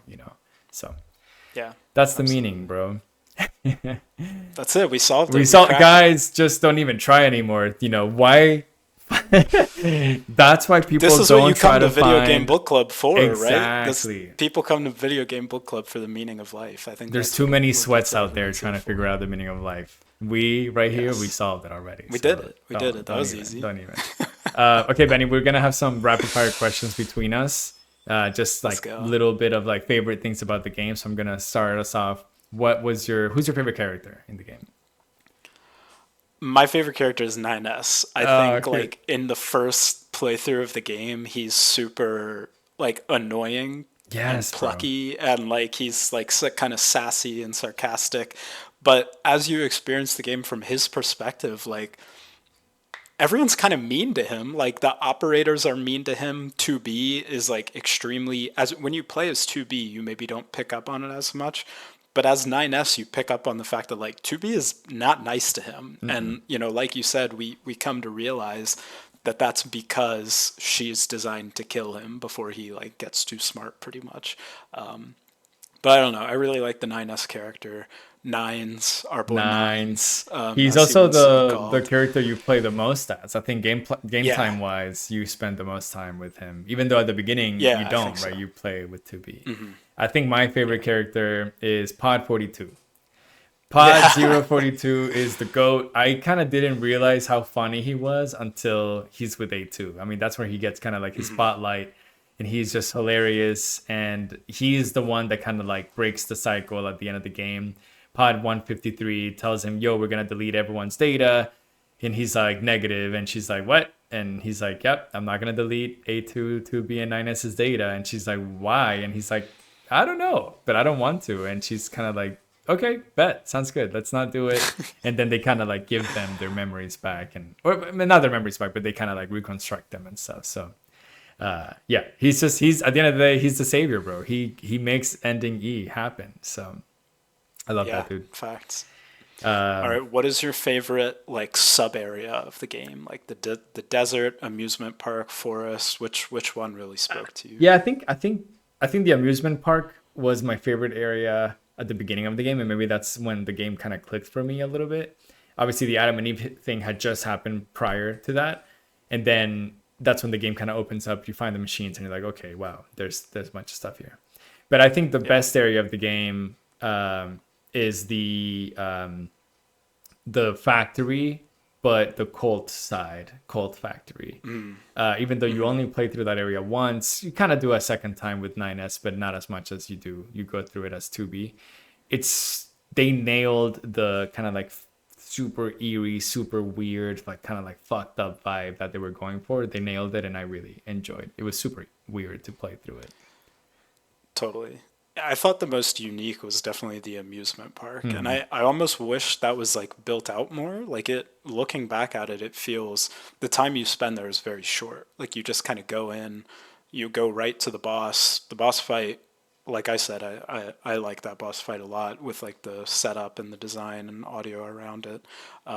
Like I wish that could have been more of like a little bit of a dungeon, like some other areas are. So yeah, I don't know. Yeah, I think yeah, I like that part. Okay, this game, Benny, there's a little bit of a Souls-like element to it. Not really, but Oh. when you die, you can go and recover your body and recover like all of your items, Souls-like esque. Yeah. So I was gonna ask you, how many times did you die, and did you have to like go and find your body? So I was playing on like the normal difficulty of the game purely because in the hard difficulty you can't use the lock-on Hmm. setting, which I thought was totally obnoxious, and I think the lock-on is like kind of necessary to have fluid combat in the game. And because of that, I probably died very few times. Yeah. But I want to say, like, that aspect of the game I thought was super annoying. Like, I do not think there needed to be a Souls like element to this No, game no way. of like losing your chips unless you recover them and stuff. And it happened to me once where I think I died at the beginning of the C and D story arc when you're just like getting Yes. flooded by Yeah. machines. I think I died there and I just forgot about my body. And then, I maybe died again and came back and realized I had none of my chips left. And I was like, well, that sucks. Like, that's just annoying. That's not a gameplay mechanic. That's just annoying. So I had to like go and find some other chips that like worked for my gameplay style and, go from there. But yeah, I don't know. I didn't like that mechanic at all. Me either. I died 3 times total. The first time was so I after Adam and Eve, and I think after the amusement park, I was doing some side quests because I did, like I mentioned, like I did a bunch of side quests at the beginning. I was like, I'm gonna side quest it up, and then I realized holy shit, I'm not gonna finish this game if I keep doing these side quests, you know. So I stopped doing it. But there was one where I wanted you go back to the pit, and I needed to go find something in the pit where Adam and Eve are created. But I was like level like 18 or something, and the enemies in there were like level 35, and they were literally twice my level, and they absolutely like beat the shit out of me, and I died. But like you said, I forgot about that was like the first time that I died, and I forgot that you had to like recover your stuff. So I went back and I was like, you know what, I got this. I can beat them. Level 35, whatever. Like I'm good enough, you know. Well, I go and of course I died again, and then I didn't recover my stuff, and then I looked through my inventory and I didn't have anything, and that's when it clicked like, oh my god, I need to remember to recover my things. But I didn't die again until that CND.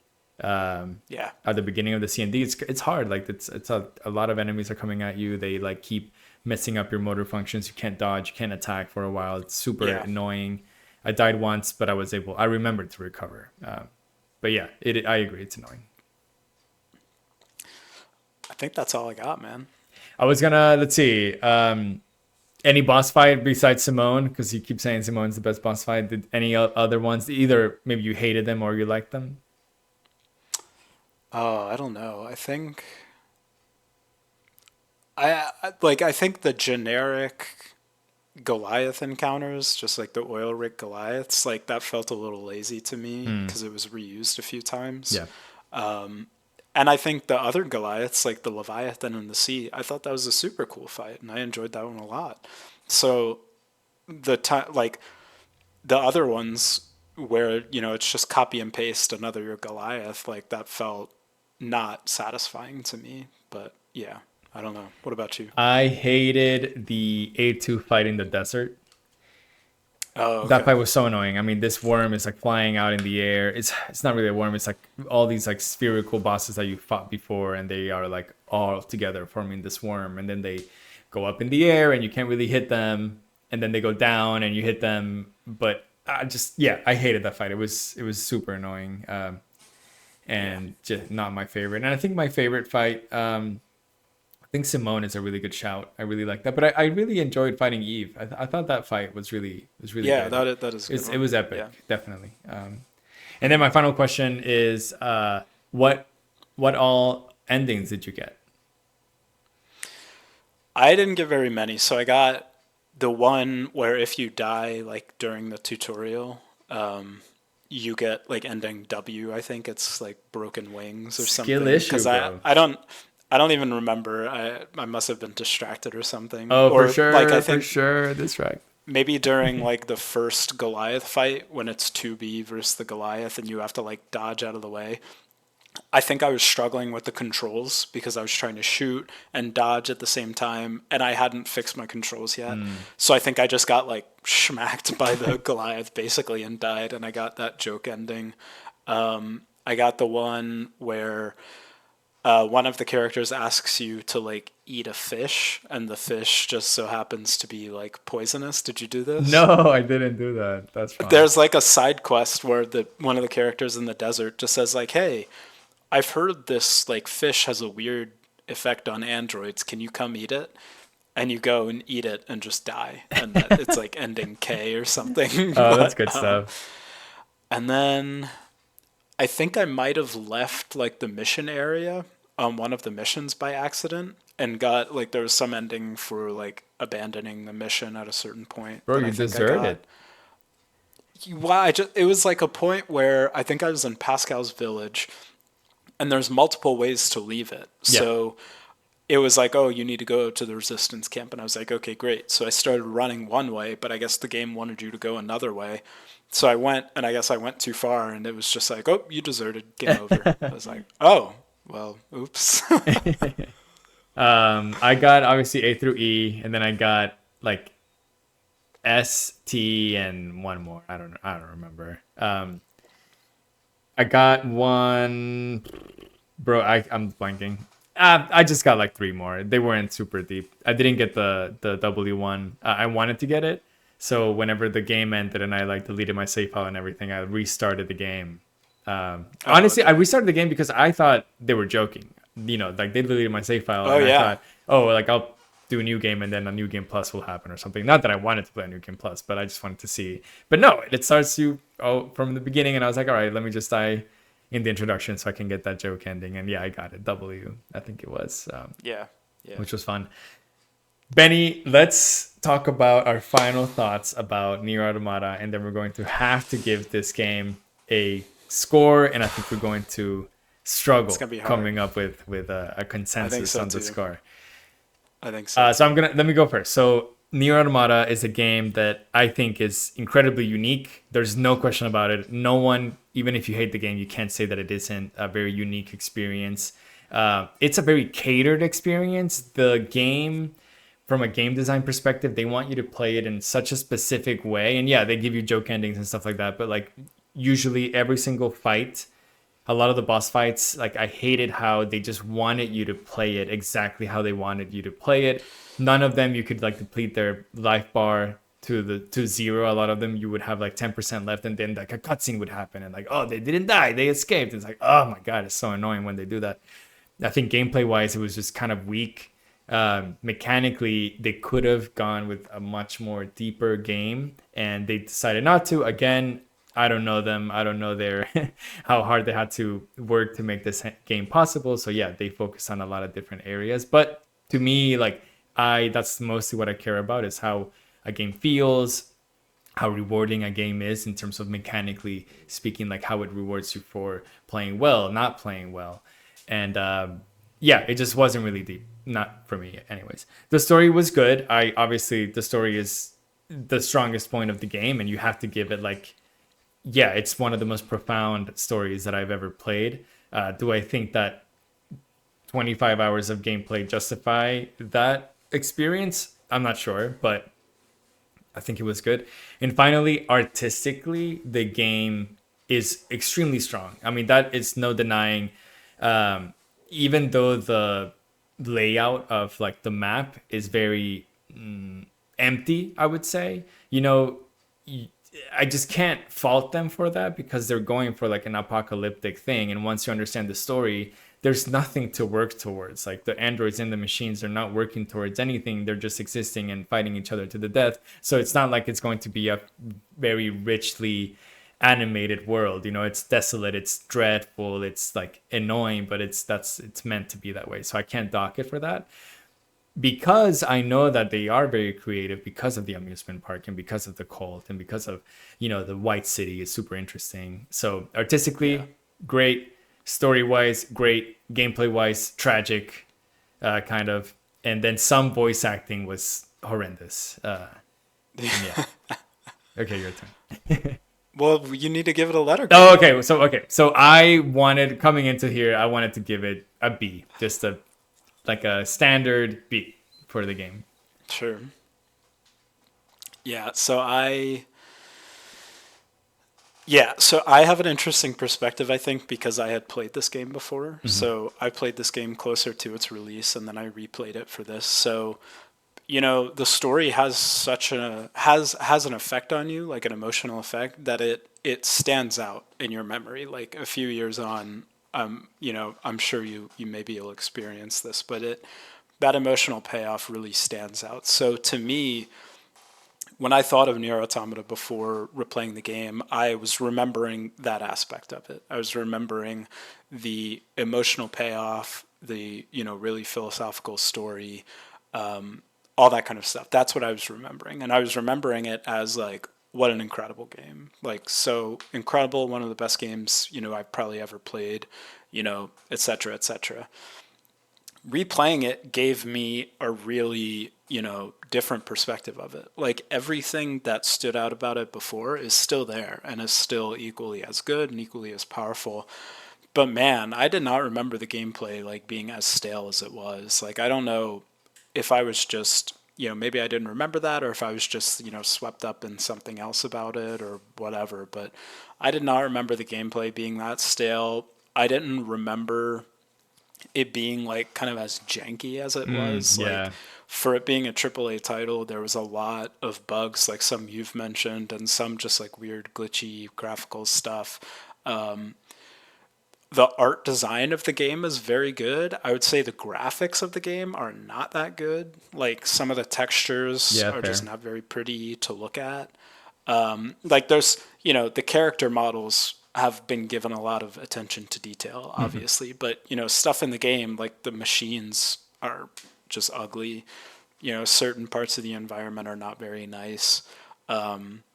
So yeah, I feel like I have a much more nuanced perspective of the game this time around.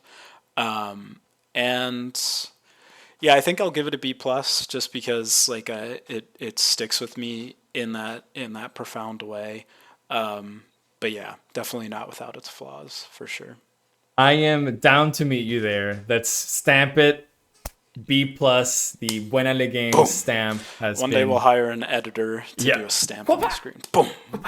B plus stamped.